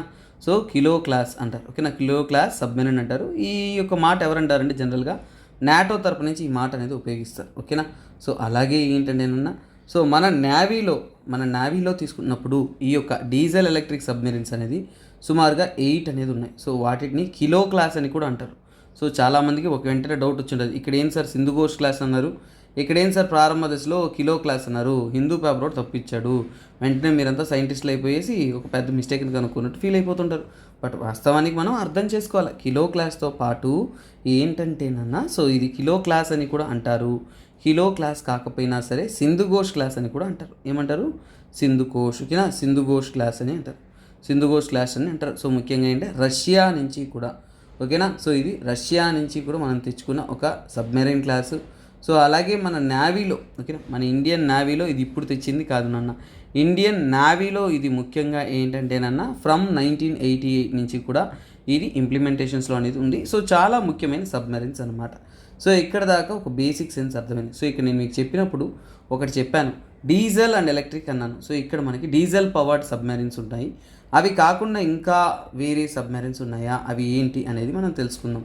సో చూడండి రెండింటికి మధ్య డిఫరెన్స్ ఓరియంటెడ్గా మీకు చెప్తాను. సో ఒకటి చూడండి, న్యూక్లియర్ పవర్డ్ సబ్మెరీన్స్ ఉంటాయి, డీజిల్ పవర్డ్ సబ్మెరీన్స్ ఉంటాయి. సో వాటి రెండింటిలో ఏంటి స్పెషాలిటీ అనేది తెలుసుకుందామంటే ముఖ్యంగా ఏంటంటే డీజిల్ అనేది ఎలక్ట్రిక్ మోటార్స్తో charged by diesel engine. So electric మోటార్స్తో రన్ అయితే అది డీజిల్ ఇంజిన్తో హీట్ చేసి అలా మోటార్ అనేది రన్ అవుతుంటుంది. ఇక్కడ న్యూక్లియర్ రియాక్టర్స్ ఉపయోగిస్తారు. సో చాలా వరకు చూసుకున్నారు అంటే సో చూడండి డీజిల్ ఎలక్ట్రిక్స్ ఎప్పుడు కూడా అలాంటి సబ్మెరీన్స్ చిన్న సైజులో ఉంటాయి. మరి న్యూక్లియర్ పవర్డ్ సబ్మెరీన్స్ అనేది చాలా లార్జ్ సైజులో ఉన్నాయి. ఓకేనా. సో ఈ డీజిల్ అనేది చాలా చీపర్ కదా, చాలా ఈజీగా రన్ చేయొచ్చు, ఈజీగా మెయింటైన్ చేయొచ్చు. అలాగే ఈ యొక్క న్యూక్లియర్ అనేది చాలా కఠినమైనది. సో ఇక్కడ ఎక్స్పెన్సివ్, ఖర్చు ఎక్కువ, ఇన్ఫ్రాస్ట్రక్చర్ ఎక్కువ, మెయింటెనెన్స్ కూడా ఎక్కువ అనమాట. సో అలాగే ఏంటంటే నీడ్ టు రీసర్ఫేస్ రెగ్యులర్లీ. చూడండి ఇక్కడ ఎప్పుడైనా కానీ డీజిల్ సబ్మెరీన్ అనేది అప్పుడప్పుడు పైకి అనేది వచ్చి వెళ్ళాల్సి ఉంటుంది. ఎందుకంటే ఆక్సిజన్ అండ్ వెంట్ అనేది ఎప్పుడైనా ఎగ్జాస్ట్ అయిపోతుంది. అలాగే బ్యాటరీస్ చేంజ్ చేయాల్సి ఉంటుంది. సో వీటి కోసం ఏంటంటే అవి బయటికి రావడం అనేది కామన్ థింగ్. సో నార్మల్గా సబ్మెరీన్ అయినా కానీ అప్పుడప్పుడు బయటకు వచ్చి లాంగ్ జర్నీలో అనేది మళ్ళీ వెళ్తుంది అనమాట. అలాగే ఏంటంటే ఈ న్యూక్లియర్ పవర్ సబ్మెరీన్స్లో చాలా వరకు ఎనర్జీ అనేది ఉంటుంది కాబట్టి ఇండెఫినెట్ టైమ్స్ అంటే తనకు నచ్చినంతసేపు సముద్రం లోపలే ఉండి దానికి కావాల్సిన ఓకేనా సో దానికి కావాల్సిన కాల్ సోర్స్ అంతా కూడా అందించగలదు. అలాగే only food and crew. So energy కోసమో వాటి యొక్క దాహం కోసమో కాదు, ఫుడ్ అండ్ క్రూ జనాల కోసం మాత్రమే ఏంటంటేనన్నా ఇది ఓకేనా. So for example food and crew అంటే మనకు అవసరాల కోసం మాత్రమే పైకి రావాల్సి వస్తుంది, లేదంటే నీటిలోనే ఉండొచ్చు ఎంతసేపు అయినా కానీ. సో అలాగే న్యూక్లియర్ పవర్ సబ్మెరీన్ అనేది అన్నిటికన్నా వేగవంతంగా వెళ్తుంది. అలాగే మనం చూస్తున్న డీజిల్ పవర్ సబ్మెరీన్ అనేది నామినల్గా తక్కువ 10 to 12 కిలోమీటర్స్ అనమాట. సో ఇక్కడ చూడొచ్చు ఎలా ఉంటుంది టార్పెడోస్. సో మనం చూస్తున్న సబ్మెరీన్స్లో టార్పెడోస్ అనేది ఇక్కడ నుంచి కూడా లాంచింగ్కి మనకి సర్ఫేస్లో లాంచ్ చేసే మిసైల్ లాగా. సో ఈ యొక్క శాటిలైట్స్లో ఉన్న టార్పెడో అనేది మిసైల్ అనమాట. సో తర్వాత తీసుకున్నారు అంటే ఇక్కడ ఈ టాప్ పాయింట్లో పెరిస్కోప్ అనేది ఉంటుందంటే వారు లోపల నుంచి ఏంటంటే బయట ఉన్న విషయాలు ఏంటి అనేది అబ్జర్వ్ చూస్తూ ఉంటారనమాట. తర్వాత మనం ఫోన్ చేస్తే కమ్యూనికేట్ అవ్వడానికి వారి దగ్గర ఒక కమ్యూనికేషన్ యాంటెనా అనేది ఉంటుంది. సో ఇవి ఒక బేసిక్ ఎలిమెంట్. సో ఇక్కడ కూడా సేమ్ టు సేమ్ డెఫినేషన్ చెప్పడం జరిగింది. సో ఇక్కడ చూడండి డీజిల్ పవర్ అనేది more frequent resurfacing making them easier to detect. So చాలా వరకు సర్ఫేస్కి ఎక్కువసార్లు రావాలి కాబట్టి సో ఆ ఎనిమీ వచ్చేసి వారు ఈజీగా డిటెక్ట్ చేయగలిగింది ఈ యొక్క కాల్ మనం చూస్తున్న డీజిల్ పవర్ అనమాట. మరి న్యూక్లియర్ పవర్ అలా కాదు. సో ఇక్కడ ఏంటి సముద్రం నీటిలోనే మునిగిపోయి ఉంటుంది. సో చాలా ఈజీగా అనేది ఫంక్షన్ అవుతుంది. ఓకేనా. పెద్దగా మనం ఏంటంటేనన్నా యూ నీడ్ నాట్ ఓకేనా. సో అక్కడ దొరకదన్నమాట, that is one thing. So అలాగే చాలా లార్జర్, చాలా పెద్ద సైజుకి ఉంటుంది. సో ఇది డీజిల్ పవర్ స్మాల్ సైజుకి ఉంటుంది. Cheaper to run and maintain, చాలా తక్కువ కాస్ట్కి ఏంటంటే మనం రన్ చేయడం కానీ మెయింటైన్ చేయడం కానీ ఇవన్నీ కూడా మనం చూసుకోవచ్చు. That is one thing. So అలాగే తీసుకున్నారు అంటే డీజిల్ పవర్లో conventional power attack system. So మామూలు ఆయుధాలు ఏవైతే ఉన్నాయో అవే యూజ్ చేస్తారు. తర్వాత కన్వెన్షనల్ పవర్డ్ బేసిక్ ఓకేనా బ్యాలిస్టిక్ మిసైల్స్, ఇవి కూడా బ్యాలిస్టిక్ సబ్మెరీన్స్ అనేది ఇంకా కూడా వాళ్ళు రావచ్చు అని చెప్తున్నారు. సో మొత్తానికి ఏంటంటే ఇక్కడ ఇంపార్టెంట్ థింగ్ అంటే SSN న్యూక్లియర్ పవర్డ్ అంటే SSN అంటే nuclear powered attack submarines, SSB అంటే nuclear powered ballistic missile submarines. ఇలా ఏంటంటే ఒకరికొకరు పోటీ పడుకుంటాము, వారి సత్తా అనేది వారు తెలుసుకుంటాం అనేది. సో ఓకేనా. సో ఇక్కడ ఏంటంటేనన్నా మనకి అర్థమవుతుంది. So diesel powered nuclear power ఓకేనా. సో న్యూక్లియర్ పవర్ అంటే మనకి వెపనరీ పవర్ఫుల్ ఎక్కువ. సో అది ఎక్కడైనా కానీ డీక్ ఉంటుంది ఓకేనా. సో ఇప్పుడు ఏంటంటే it has a power to face. కాకపోతే డీజిల్ అలా కాదు, ఈజీగా డిటెక్ట్ అయిపోతుంది, దొరికిపోతుంది, అక్కడ డిఫరెన్సియేషన్ అనేది అర్థమైపోతుంది ఓకేనా. సో న్యూక్లియర్ పవర్ అనేది చాలా పవర్ఫుల్గా ఉంటుంది, అది మనకి అర్థమైంది. సో ఇది ఒక ఓవరాల్గా ఏంటంటే ఈ రెండింటికి మధ్య ఉంటున్న డిఫరెన్స్ అనమాట, ఒక క్లియర్గా అనేది మనం తెలుసుకుందాం. సో ఈ సిగరెట్ గురించి సో ఇక్కడ నెక్స్ట్ టాపిక్ ఏంటి ఈ సిగరెట్ అన్న. సో ఇది మీకు GS పేపర్ 2లో మీకు ఇంపార్టెంట్ గవర్నెన్స్లో ఆల్రెడీ ఈ సిగరెట్ గురించి ఇంతకుముందు ఒకసారి ఒక ఆర్టికల్ వచ్చింది, మనం చూసాము. సో అందువల్ల we not go in to more detail. కాకపోతే ఎఫెక్టివ్గా మనకి రిక్వైర్డ్ కంటెంట్ అనేది తెలుసుకుందాం. ఈ సిగరెట్ అనేది గవర్నమెంట్ అనేది బ్యాన్ చేసింది. ఈ యొక్క ఇంప్లిమెంటేషన్ అనేది దీని యొక్క బ్యాన్ అనేది చాలా స్ట్రిక్ట్గా ఇంప్లిమెంట్ చేయాలి, ఈ సిగరెట్స్ని మనం ప్రమోట్ చేయకూడదు అనేది వాళ్ళు క్లియర్గా అనేది చెప్తున్నారు. సో అలాగే ఏంటంటేనన్నా సో ఈ సిగరెట్ అనేది గవర్నమెంట్ యాక్ట్ ప్రకారం నాట్ ఓన్లీ యూసేజ్. సో ఇక్కడ చూడండి ఈ సిగరెట్ అనేది ఏంటి, సో ఈ మధ్యకాలంలో ఆన్లైన్లో సో చూడండి ఆన్లైన్ అండ్ టొబాకో షాప్స్లో అవైలబుల్లో ఉన్నాయి. యూనియన్ హెల్త్ మినిస్ట్రీ అనేది బ్యాన్ చేసినా కానీ సో అలాగే స్ట్రిక్ట్గా అనేది ఇక్కడ నుంచి పబ్లిక్లో వాటి యొక్క సేల్స్ కానీ ఇవన్నీ కూడా ఉండకూడదు. మ్యానుఫ్యాక్చరింగ్ తయారీదారులు ఏంటంటే సేల్స్ కానీ అడ్వర్టైజ్మెంట్స్ కానీ ఇవన్నీ చేయకూడదు అనేది చెప్తున్నారు. సో ఇవన్నీ కూడా ఏ యాక్ట్ అనుసరించి అంటే the prohibition of electronic cigarette act అనేది యాక్చువల్గా 2019లో అనేది పాస్ చేశారు. ఆ యాక్ట్ అనుసరించి ఇదేంటంటేనా పాస్ చేయడం అనేది జరిగిందనమాట. సో దీని ద్వారా ఏంటంటేనా ఫర్దర్గా ఏంటంటేనా సో ఈ యొక్క ఓకేనా సో ఈ యొక్క సో కాల్డ్ వీటిని ఏంటంటేనన్నా ఈ సిగరెట్స్ అనేది మనము తయారీ చేయడం కానీ చలామణిలో ఉండడం కానీ తప్పు. వాటిని దానికి తగినటువంటి చట్టాలు మనం తీసుకురావాలి. సో అంటే production, manufacturing, input, export, transport వీటన్నిటిలో కూడా ఏంటంటే వాళ్ళు స్ట్రిక్ట్ బ్యాన్ అనేది చేయడం జరిగింది. సో అలాగే ఏంటంటే మనం అడ్వర్టైజ్మెంట్ ఇచ్చినా కానీ వాటికి సంబంధితమైన అది కాగ్నిఫిజబుల్ అసెంట్గా పనిషబుల్ అఫెన్స్గా తీసుకుని వాటి మీద స్ట్రిక్ట్ యాక్షన్ తీసుకుంటా అనేది చెప్పున్నారు. కాకపోతే ఇక్కడ మనం తెలుసుకోవాల్సి అంటే అసలు ఈ సిగరెట్ అంటే ఏంటి, వాటికి ముఖ్యత్వం ఏంటి. సో చూడండి, ఈ సిగరెట్ని ఏమంటారంటే E6 అంటారు, హుక్కాస్, ఈ హుక్కా అంటారు, వేప్ పెన్ అంటారు, వేప్స్ అని అంటారు, ఎలక్ట్రిక్ నికోటిన్ డెలివరీ సిస్టమ్ అంటారు. ఇలా పలు పేర్లతో అనేది పిలుస్తారు. ఇది రెగ్యులర్ సిగరెట్ లాగే కనిపించినా కానీ యాక్చువల్గా ఏంటంటే ఇది ఒక మెషిన్ మెకనైజ్డ్ వర్క్ నాన్న.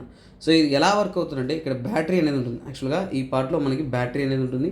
ఆ బ్యాటరీ అనేది ఏంటంటే సో ఇక్కడ ఉన్న లిక్విడ్, ఈ మధ్యలో ఇక్కడ లిక్విడ్ ఉంటుంది. ఆ లిక్విడ్ని ఏంటంటే హీట్ చేసి వ్యాపరైజ్ చేస్తుంది. వ్యాపర్ అంటే అలా వాటర్ వేపర్ లాగా అది, సో తేమలాగా అలా వస్తుంది అనమాట. సో ఆవిరిగా వస్తున్నప్పుడు దాన్ని మనం ఇన్హేల్ చేసినప్పుడు ఏంటంటే సో అది ఏంటంటే అక్కడి నుంచి మన యొక్క సో కాల్ మన బాడీలోకి అనేది ఎంటర్ అనేది అవుతుంది. సో అలాగే సో ముఖ్యంగా తీసుకున్నట్టే vaping is a healthier alternative. So help quit smoking and government bias against them. So ఇవన్నీ వేపింగ్ మంచిదే, స్మోకింగ్ వదిలేయడానికి ఇది మంచి ఆల్టర్నేటివ్ అని చెప్తున్నారు. కానీ గవర్నమెంట్ రీసెర్చ్ ప్రకారం ఇది కరెక్ట్ కాదు, this is not a right solution అనేది వాళ్ళు తెలుపుతున్నారు. సో అలాగే ఏంటంటేనా సో మన మామూలు సిగరెట్లు ఎలాగైతే ఉంటుందో అదే విధంగా ఏంటంటేనా వీటిలో కూడా నికోటిన్ అనేది ఉంటుంది. సో దీనివల్ల ఏంటంటే ఎక్కువగా హైలీ అడిక్టివ్గా ఉంటుంది. సో వారు చాలా వరకు వాటిని ఉపయోగించాలని వాటికే వారు పరిమితమై అడిక్ట్ అయిపోయే అవకాశం ఉంది. అలాగే అడలసెన్స్లో చిన్న వయసు ఉన్న వారికి ఇవేంటంటే చాలా చాలా చాలా చాలా డేంజరస్గా ఉందని చెప్తున్నారు. సో అలాగే ఏంటంటే ఒక ఈ సిగరెట్ యొక్క కాస్ట్ తీసుకున్నామంటే ఇండియాలో 3,000 నుంచి 30,000 రూపీస్ దాకా ఉంటుంది. నెక్స్ట్ తీసుకున్నారంటే వాటి యొక్క రీఫిల్ కాస్ట్ అనేది అంటే ఒక్కసారిగా అయిపోయిన దాన్ని రీఫిల్ చేయడానికి 700 నుంచి కూడా 1,000 రూపీస్ దాకా ఉంటుంది. సో అలాగే ఏంటంటే వాటి యొక్క సైజ్ అండ్ ఫ్లేవర్ని బట్టి అవి మారుతూ ఉంటుంది. సో ఇవి అంటే ఆర్టిఫిషియల్ ఇండ్యూస్ చేసి వాటికి తగినటువంటి విధంగా మనం మార్చుకుంటాం అనమాట. సో వాటి వల్ల ప్రభావాలు ఏంటి. సో ఇక్కడ చూడండి, బ్రెయిన్కి తీసుకున్నా అంటే నికోటిన్ అనేది ఎక్కువగా ఉండడం వల్ల సో ఆ కెమికల్స్ అనేది మనకి చాలా వరకు బాగుంది అన్నట్టు అనిపిస్తుంది. కానీ ఎక్కువ కాలం అలాగే మనం తీసుకుంటున్నాము అంటే ఏంటంటేనన్నా అవి మనకి light headedness, drizzling and tremors అంటే ఏంటంటే ఫ్యూచర్లో దీనికి సంబంధితమైన రోగాలు ఎక్కువ వచ్చే అవకాశం ఉన్నాయి, ప్రాబ్లమ్స్ ఎక్కువ వచ్చే అవకాశం ఉన్నాయి. ఇంకా లంగ్స్ తీసుకున్నా అంటే నికోటిన్ అనేది చూడండి చాలా వరకు ఏంటంటే కంటిన్యూస్ బ్రీతింగ్ చేస్తూ ఇలా మనం బాడీలోకి ఎక్కించుకుంటూ ఉన్నప్పుడు ఇవి ఏంటంటేనా లంగ్స్లో డిసీజెస్ రావడానికి, లంగ్ క్యాన్సర్ రావడానికి, ఇంకా ఇతర ప్రాబ్లమ్స్ రావడానికి కారణాలుగా కూడా ఉండొచ్చు అని చెప్తున్నారు. తర్వాత హార్ట్ రేట్, సో ఇక్కడ blood pressure and heart related risk ఉన్నా కానీ సో వాళ్ళు ఏంటంటేనా ఇవి చాలా వరకు మన హార్ట్ రేట్ని ఇంపాక్ట్ చేస్తుందని చెప్తున్నారు. తర్వాత బిహేవియరల్ చేంజెస్ వస్తుంది, ఇమ్యూన్ సిస్టమ్ రోగాన్ని ఎదురించే శక్తికి మనకి మార్పులు వస్తాయి, పాయిజనింగ్ రిస్క్. సో ఇక్కడ చూడండి ఫర్ ఎగ్జాంపుల్ ఏంటంటే ఈ సిగరెట్ తాగి 2014లో ఒక చిన్న పిల్లవాడు వచ్చేసి చనిపోతారు. So even one life is a life. So అంటే ఏంటి ఇవి చాలా వరకు ఏంటంటే నాట్ ద డేంజరస్ థింగ్స్. ఓకేనా, దట్ ఈస్ వన్. సో అందుకే గవర్నమెంట్ కూడా దీన్ని బ్యాన్ చేసింది, సుప్రీంకోర్టు కూడా, ఇంకా గవర్నమెంట్ కూడా స్ట్రిక్ట్ ఇంప్లిమెంట్ చేయమని కూడా చెబుతుంది అన్నమాట. సో అలాగే ఇవన్నీ కూడా న్యూస్ పేపర్లో వాళ్ళు ఇచ్చింది నాన్న. సో ఇక్కడ చూడండి, నేను స్వయానా చెప్పడం కాదు, హిందూ పేపర్, ఇలా టైమ్స్ ఆఫ్ ఇండియా, ఇలా పలు న్యూస్ పేపర్లు ఇచ్చింది. ప్రొడక్షను, సేలు అవన్నీ కూడా జైల్ అంటే ఏంటేనా కొనడం కాదు, అసలు ప్రొడక్షన్ తయారీ చేయడం కానీ అమ్మడం కానీ ప్రెజెంట్లో వేసేంత క్రైమ్ అనేది వాళ్ళు చెప్తున్నారు. అంటే పోలీస్ వచ్చేసి ఏంటి స్ట్రిక్ట్గా అనేది దీన్ని బ్యాన్ చేయడం అనేది జరిగింది. ఇంకా కూడా ఆన్లైన్లో సేల్ చేస్తున్నారు అనేది సుప్రీంకోర్టు చెప్తున్నారు అనమాట. Battery operated device that produce aerosols by heating solution certain nicotine. దీంట్లో ఏంటి ఎలక్ట్రానిక్ నికోటిన్ డెలివరీ సిస్టంలో నికోటిన్ అనేది వాళ్ళు డెలివరీ చేస్తున్నారు అనమాట. సో ఇక్కడ చూడండి, సో పోలీస్ తరఫు నుంచి production, manufacture, import, export, transport, sale, అవన్నీ డిస్ట్రిబ్యూషన్, అడ్వర్టైజ్మెంట్ అన్నీ కూడా నేరమే. ఒకవేళ ఎవరైనా కానీ ఈ సిగరెట్ అనుకున్నారు అంటే సో వాటిని ఏంటంటేనా నియరెస్ట్ పోలీస్ స్టేషన్లో మీరు సబ్మిట్ చేసేయాలన్నమాట. ఆల్రెడీ ఈ సిగరెట్లు అనేది సుమారుగా 30 దేశాల్లో బ్యాన్ చేస్తున్నారు. 3 సంవత్సరాల పాటు మన ఇండియాలో జైల్లో వేసేంత ఛాన్సెస్ ఉన్నాయన్నమాట. సో ఫస్ట్ టైం దొరికారు అంటే 1 year ప్రిజన్, 1 సంవత్సరం జైలు, అలాగే 1 లక్ష రూపాయలు వేస్తారు, లేదంటే 2 కూడా వేస్తారు. రిపీటెడ్ అఫెన్స్ అంటే ఒక్కసారి పోలీస్ వార్నింగ్ ఇచ్చినా మళ్ళీ చేశారంటే ఏంటి 3 సంవత్సరాల జైలు, 5 లక్షల దాకా ఫైన్ అన్నమాట. సో అలాగే ఏంటంటేనన్నా మీరు ఈ సిగరెట్స్ దాచిపెట్టుకున్నారు మీ ఇంట్లో ఫ్రిడ్జ్లో అక్కడ దాచిపెట్టుకున్నారంటే మీకు కూడా 6 నెలలు జైలు వేయడానికి ఛాన్స్ ఉంటుంది, 50,000 దాకా జరిమానా ఉంటుంది. ఇవన్నీ కూడా గవర్నమెంట్ తరపు నుంచి అఫీషియల్గా ఇవ్వబడిన ఆర్డర్స్ అన్నమాట. సో ఇదే ఈ ఆర్టికల్లో చెప్తున్న అతి ముఖ్యమైన విషయం. సో గైస్ నెక్స్ట్ ఏంటంటేనన్నా పరాక్ అనేది న్యూస్లో ఉంది. పరాక్ అంటే ఏంటి, దానికి ఒక కంటెంట్ మనకి తెలిసి ఉండాలన్నమాట. చాలా చాలా ఇంపార్టెంట్. ఇది జిఎస్ పేపర్ 2లో ఎడ్యుకేషనల్ గవర్నెన్స్లో, జిఎస్ పేపర్ 2లో ఎడ్యుకేషనల్ గవర్నెన్స్లో చాలా చాలా ఇంపార్టెంట్. అలాగే స్కీమ్స్ అండ్ ఇనిషియేటివ్స్లో ఇది చాలా చాలా ఇంపార్టెంట్ అన్నమాట. సో ఇక్కడ చూడొచ్చు, దీని గురించి ఇక్కడే ఇచ్చారు. The main component plan of this Parakh అనేది ఏంటి, నేషనల్ అసెస్మెంట్ సెంటర్ ద్వారా వారు ఏమనుకుంటున్నారు, ఇట్ ఈస్ అన్ ఆర్గనైజేషన్. దేనికి అండర్లో, national council for educational research, NCERT అండర్లో ఫంక్షన్ అవుతుందన్నమాట. వారు ఏం చేస్తున్నారు, కామన్ ప్లాట్ఫామ్, అదొక కలగలిసి ఒక మెయిన్ సోల్ ఏంటంటే అన్నిటికీ కూడా ముఖ్యంగా ఏంటంటే మిగతా స్టేట్ బోర్డులు ఏవైతే ఉన్నాయో వాటన్నిటికీ అడ్వైస్ చేయడానికి వాటికి ఉంటుంది. అదే పరాక్. సింపుల్గా చెప్పాలి అంటే that is one thing.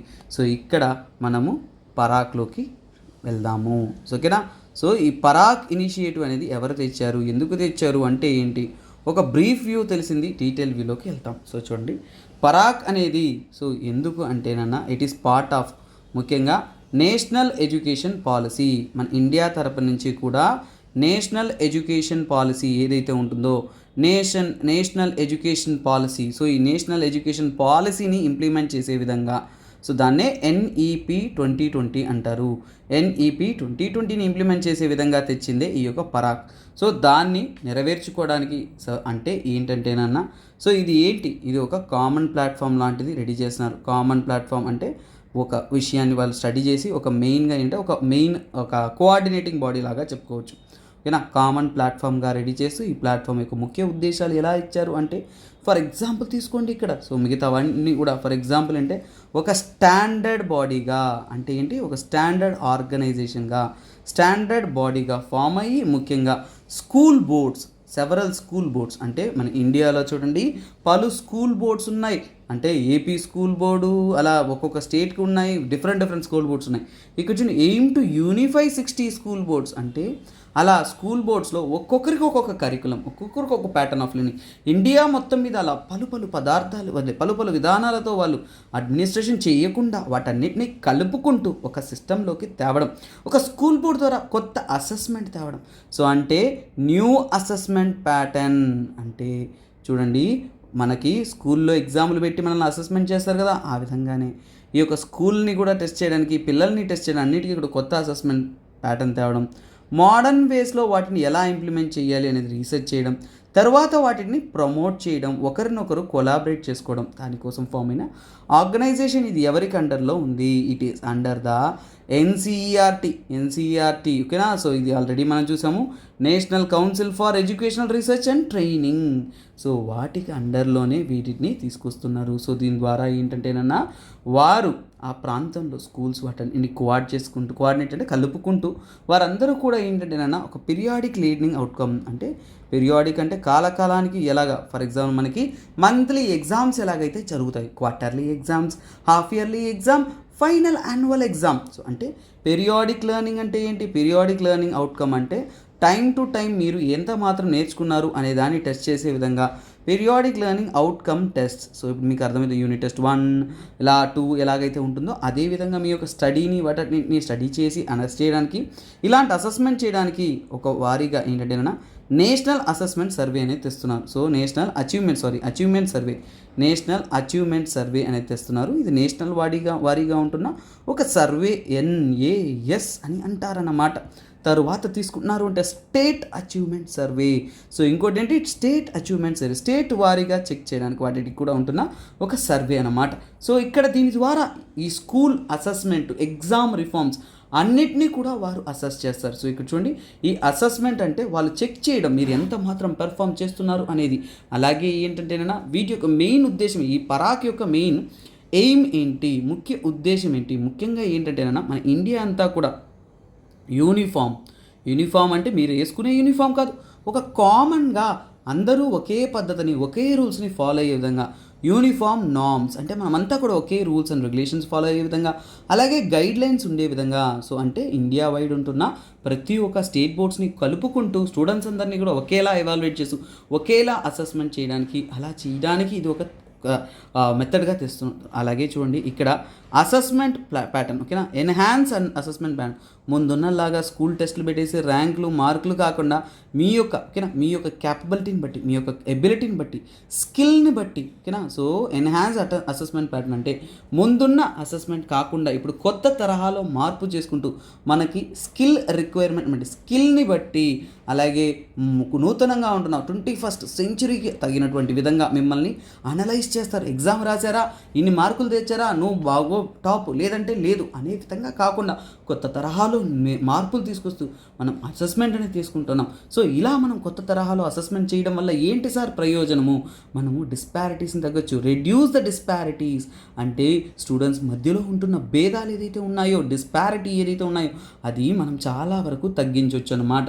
So దీని ద్వారా ఏంటంటేనన్నా మనం ఒక ఇంపార్టెంట్ ఒక సిస్టాన్ని తీసుకోవచ్చు. సో అప్పుడు ఎక్కువ మంది ఎడ్యుకేషన్ సిస్టంలో ఇండియా వైడ్ ఒక వన్ అండ్ అప్రోచ్ ఉన్నప్పుడు ఏంటంటేనన్నా సో ఎక్కువగా ఎడ్యుకేషన్లో పార్టిసిపేషన్ పెంచవచ్చు. అంటే ఏంటంటేనన్నా దీని ద్వారా ముఖ్యత్వాలు ఏంటి? ఫర్ ఎగ్జాంపుల్ అంటే మనము చూడండి ఎక్కువ మంది స్టూడెంట్స్ అనేవారు ఏంటంటేనన్నా హయ్యర్ ఎడ్యుకేషన్కి వెళ్తారు, వాళ్ళ యొక్క టాలెంట్ గుర్తిస్తారు. సో అందువల్ల హయ్యర్ ఎడ్యుకేషన్కి వెళ్ళే అవకాశం ఉంటుంది.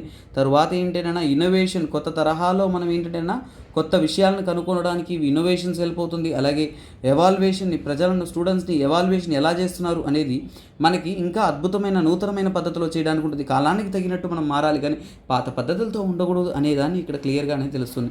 సో దీని ద్వారా ఏంటంటే ఎడ్యుకేషన్ సిస్టంలో పెనుమార్పు అనేది తెస్తున్నారు. సో ఎడ్యుకేషన్ సిస్టంలో పార్టిసిపేటివ్ లెర్నింగ్తో పాటు ఎడ్యుకేషన్ సిస్టమ్ ఏదైతే ఉంటుందో వాటిలో అద్భుతమైన చేంజెస్ తేవడానికి కోసమే ఈ పరాక్ అనే ఒక సిస్టమ్ అనేది క్రియేట్ చేస్తున్నారు. సో దీని ద్వారా ఏంటంటే మనము ఓకేనా ఎడ్యుకేషన్లో ఏంటంటే మనము సైంటిఫిక్ అప్రోచ్ అని తీసుకొస్తున్నాము. సో పాత పద్ధతులు మాత్రమే కాకుండా సైంటిఫిక్ అప్రోచ్, దేనికి పిల్లలు ఏమాత్రం చదువుతున్నారు, ఏమాత్రం వారి యొక్క స్టడీస్ ఉంది, స్కూల్స్లో ఎంత మాత్రం క్వాలిటీ ఉంది, అలాంటి ఒక సిస్టాన్ని మనం డెవలప్ చేయడానికి ఇది అద్భుతంగా అనేది హెల్ప్ అవుతుంది. This is really helpful to the many other people అన్నమాట. సో అందుకనే ఒక కోఆర్డినేషన్, పలు స్కూల్ బోర్డ్స్ ఎవరిష్టానికి వాళ్ళు చేయకుండా అందరినీ కలుపుకుంటూ ఒక సింగిల్ సిస్టంలోకి తీసుకొస్తూ వారిని మనం మార్చడానికి ఈ పరాక్ అనే ఒక సిస్టమ్ అనేది తెస్తున్నారు. That is one of the beautiful thing brought by the education ministry అన్నమాట. సో నెక్స్ట్ కరెంట్ అఫైర్స్లో ఏంటంటే చూడండి, ఎయిమ్ టు లిఫ్ట్ ఆఫ్స్పా అనేది మేము తీసేస్తాము అస్సాం నుంచి అనేది 2023 ఎండ్లోగా తీసేస్తాం అనేసి అస్సాం యొక్క సీఎం గారు, so he is Himanta Biswa Sarma, so వారు స్టేట్మెంట్ అనేది చెప్పున్నారు. సో ఇప్పుడు మనకి ఏంటంటే ఈ ఆఫ్స్పా కథ ఏంటి, ఆఫ్స్పా అంటే ఏంటి, బిగినర్ లెవెల్లో ఉన్న వారికి చాలా కన్ఫ్యూజన్స్ ఉంటాయి. నా తరపు నుంచి ఒక రిక్వెస్ట్ అన్న, మనం ఎంతో ఎఫర్ట్ వేసి మీకు వీడియోస్ తీస్తూ ఉన్నాము. సో వీడియోస్కి మీ సపోర్ట్ చాలా ఇంపార్టెంట్. సో అందువలనే మనకి మీ వ్యూస్ బాగా ఉంటూ మీ సపోర్ట్ బాగా ఉంటుందంటే మన వీడియోస్ అనేది ఇంకా మేక్ చేయొచ్చు. సో అందుకే వీడియో ఓపెన్ చేయగానే మర్చిపోకుండా ఒక లైక్ కొట్టండి, ఒక కమెంట్ కొట్టండి, తర్వాత క్లాసెస్లోకి వెళ్తూ ఉండండి, ఓకేనా. సో ఇక్కడ ఉంటున్న కంటెంట్లోకి వస్తాము. వాట్ ఈస్ దిస్ ఆఫ్స్పా అంటే ఏంటి, ఎలా వచ్చింది, ఎందుకు అనేది మనము దీన్ని ఒక క్లియర్ కట్ స్టడీ అనేది తెలుసుకున్నాం. సో ఇది దీని యొక్క ఫుల్ ఫామ్ వచ్చేసి ఆర్మ్డ్ ఫోర్సెస్. ఏంటిది ఆర్మ్డ్ ఫోర్సెస్ అంటే ఆయుధాలు ధరించిన ఫోర్సెస్ అంటే ఏంటి, మన ముఖ్యమైన ఆర్మీ కానీ. సో డైరెక్ట్ ఆర్మీ అనేది బార్డర్లో ఉంటుంది, but this is different. Armed forces army కాదు, ఓకేనా. Armed forces special power act. So ముఖ్యంగా ఏంటంటే special power acts, normal powers మాత్రమే కాకుండా వారికంటూ స్పెషల్ పవర్స్ ఇస్తున్నారని అర్థమైపోయిందా. That is the beauty. So ఇది ఎప్పుడు వచ్చింది, ఎలా వచ్చింది అనేది మనం తెలుసుకుందాం. సో యాక్చువల్గా ఏంటంటేనన్నా ఈ ఆఫ్స్పా అనేది ప్రస్తుతానికి ఏ స్టేట్స్లో ఎక్కువగా ఇంప్లిమెంటేషన్స్లో ఉన్నాయంటే ముఖ్యంగా తీసుకోవాలంటేనన్నా north east and Jammu and కాశ్మీర్లో ఎక్కువగా అనేది ఉంటుంది. సో యాక్చువల్గా ఈ ఆఫ్స్పా యాక్ట్ అనేది ఒకటి పాస్ చేశారన్న. ఏంటది ఆఫ్స్పా యాక్ట్ 1958 ద్వారా ఇది ఎఫిషియెంట్గా అనేది ఇంప్లిమెంటేషన్లోకి అనేది వచ్చిందన్నమాట. సో ఇక్కడ కంటెంట్లోకి వచ్చామంటే సింపుల్ నాన్న. సో డ్యూరింగ్ 1950s కానీ ఆ టైంలో మనకి స్వతంత్రం వచ్చింది, మనమంతా కూడా స్ట్రాంగ్ ఇండియాని ఎస్టాబ్లిష్ చేయాలి. చాలా వరకు మనకి చట్టాలు ఉన్నాయి, క్రిమినల్ చట్టాలు ఉన్నాయి, ఐపీసీస్ ఉన్నాయి, ఎన్నో పోలీస్ చట్టాలు ఉన్నాయి. అవన్నీ ఉన్నా కానీ కొంతమంది తిరుగుబాటు చేస్తున్నారు చాలా వరకు. ఎక్కడంటే నార్త్ ఈస్టర్న్ స్టేట్స్లో. ఎక్కడది? నార్త్ ఈస్ట్ స్టేట్స్లోను, తర్వాత జమ్మూ అండ్ కాశ్మీర్లోను. ఓకేనా, జమ్మూ అండ్ కాశ్మీర్లోను. సో ఈ రెండు ప్రాంతాల్లో ఏంటంటేనా మనకుంటున్న ఓకేనా మనకుంటున్న ఫోర్సెస్కి ఉంటున్న పవర్ అనేది సరిపోవట్లేదు. సో ఇప్పుడు మనం ఏంటంటేనా సో ఈ చట్టాలకు అతీతంగా కొన్ని స్పెషల్ పవర్స్ అనేది మనం ఇవ్వాలి. ఆ స్పెషల్ పవర్స్ ద్వారా ఆ ప్రాంతంలో ప్రశాంతత తెస్తూ మన ఇండియా యొక్క ఇంటిగ్రిటీని కాపాడాలి, ఇండియా యొక్క యూనిటీని కాపాడాలి అని వారు నిర్ణయించుకున్నారు. సో దానికోసమే ఈ యొక్క స్పెషల్ పవర్స్ అని ఇచ్చారు. ఫస్ట్ స్పెషల్ పవర్స్ ఎవరికి ఇచ్చారు? ఆర్మ్డ్ ఫోర్సెస్కి ఇచ్చారు. ఎవరికి ఇచ్చారు? ఆర్మ్డ్ ఫోర్సెస్కి. అసలు ఆర్మ్డ్ ఫోర్సెస్ అంటే ఎవరు అనేది మన మైండ్లో వస్తుంది. ఆర్మ్డ్ ఫోర్సెస్ అంటే ఆర్మీ, ఎయిర్ ఫోర్స్, ఓకేనా, ఎయిర్ ఫోర్స్, అలాగే ఏంటంటే సెంట్రల్ పారామిలిటరీ ఫోర్సెస్, ఓకేనా, సెంట్రల్ గవర్నమెంట్ చెందిన పారామిలిటరీ ఫోర్సెస్ ఏవైతే ఉంటాయో సో పారామిలిటరీ ఫోర్సెస్ వాటిని మనము ఆర్మ్డ్ ఫోర్సెస్ అని అంటాము. సో జనరల్గా పోలీస్ ఫోర్సెస్ కాకుండా పారామిలిటరీ ఫోర్సెస్ ఏవైతే ఉన్నాయో అవి.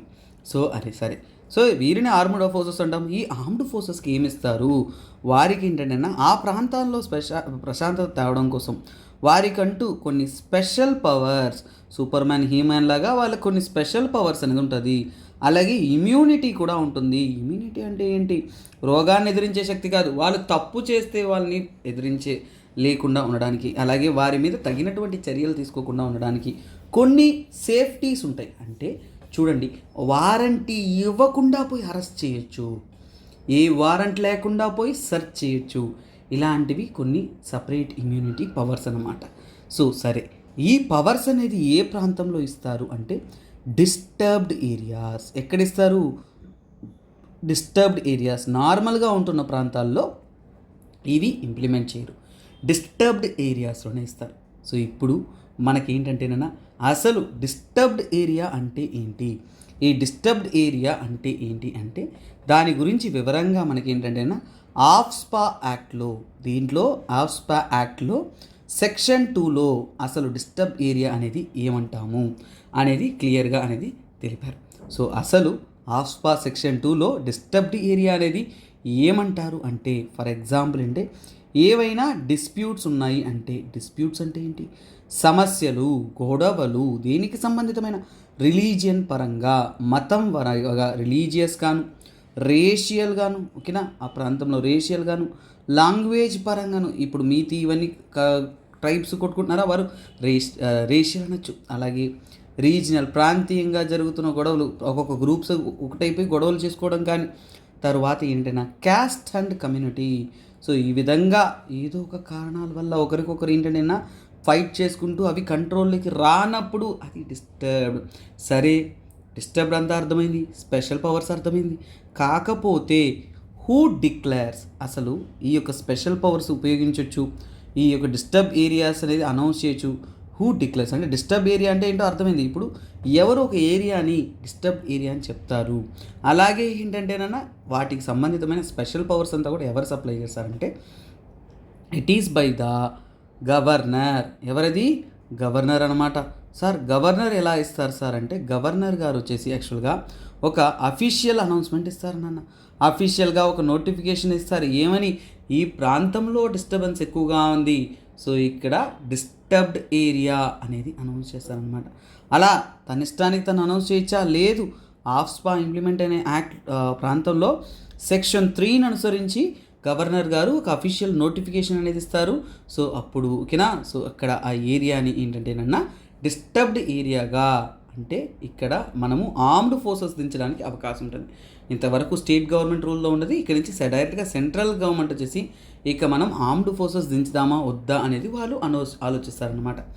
సరే, ఇప్పుడు సెక్షన్ 2 తెలిసింది, సెక్షన్ 3 తెలిసింది. ఈ special power, superman, he man అంటున్నారే, అసలు ఏంటి సార్ అది?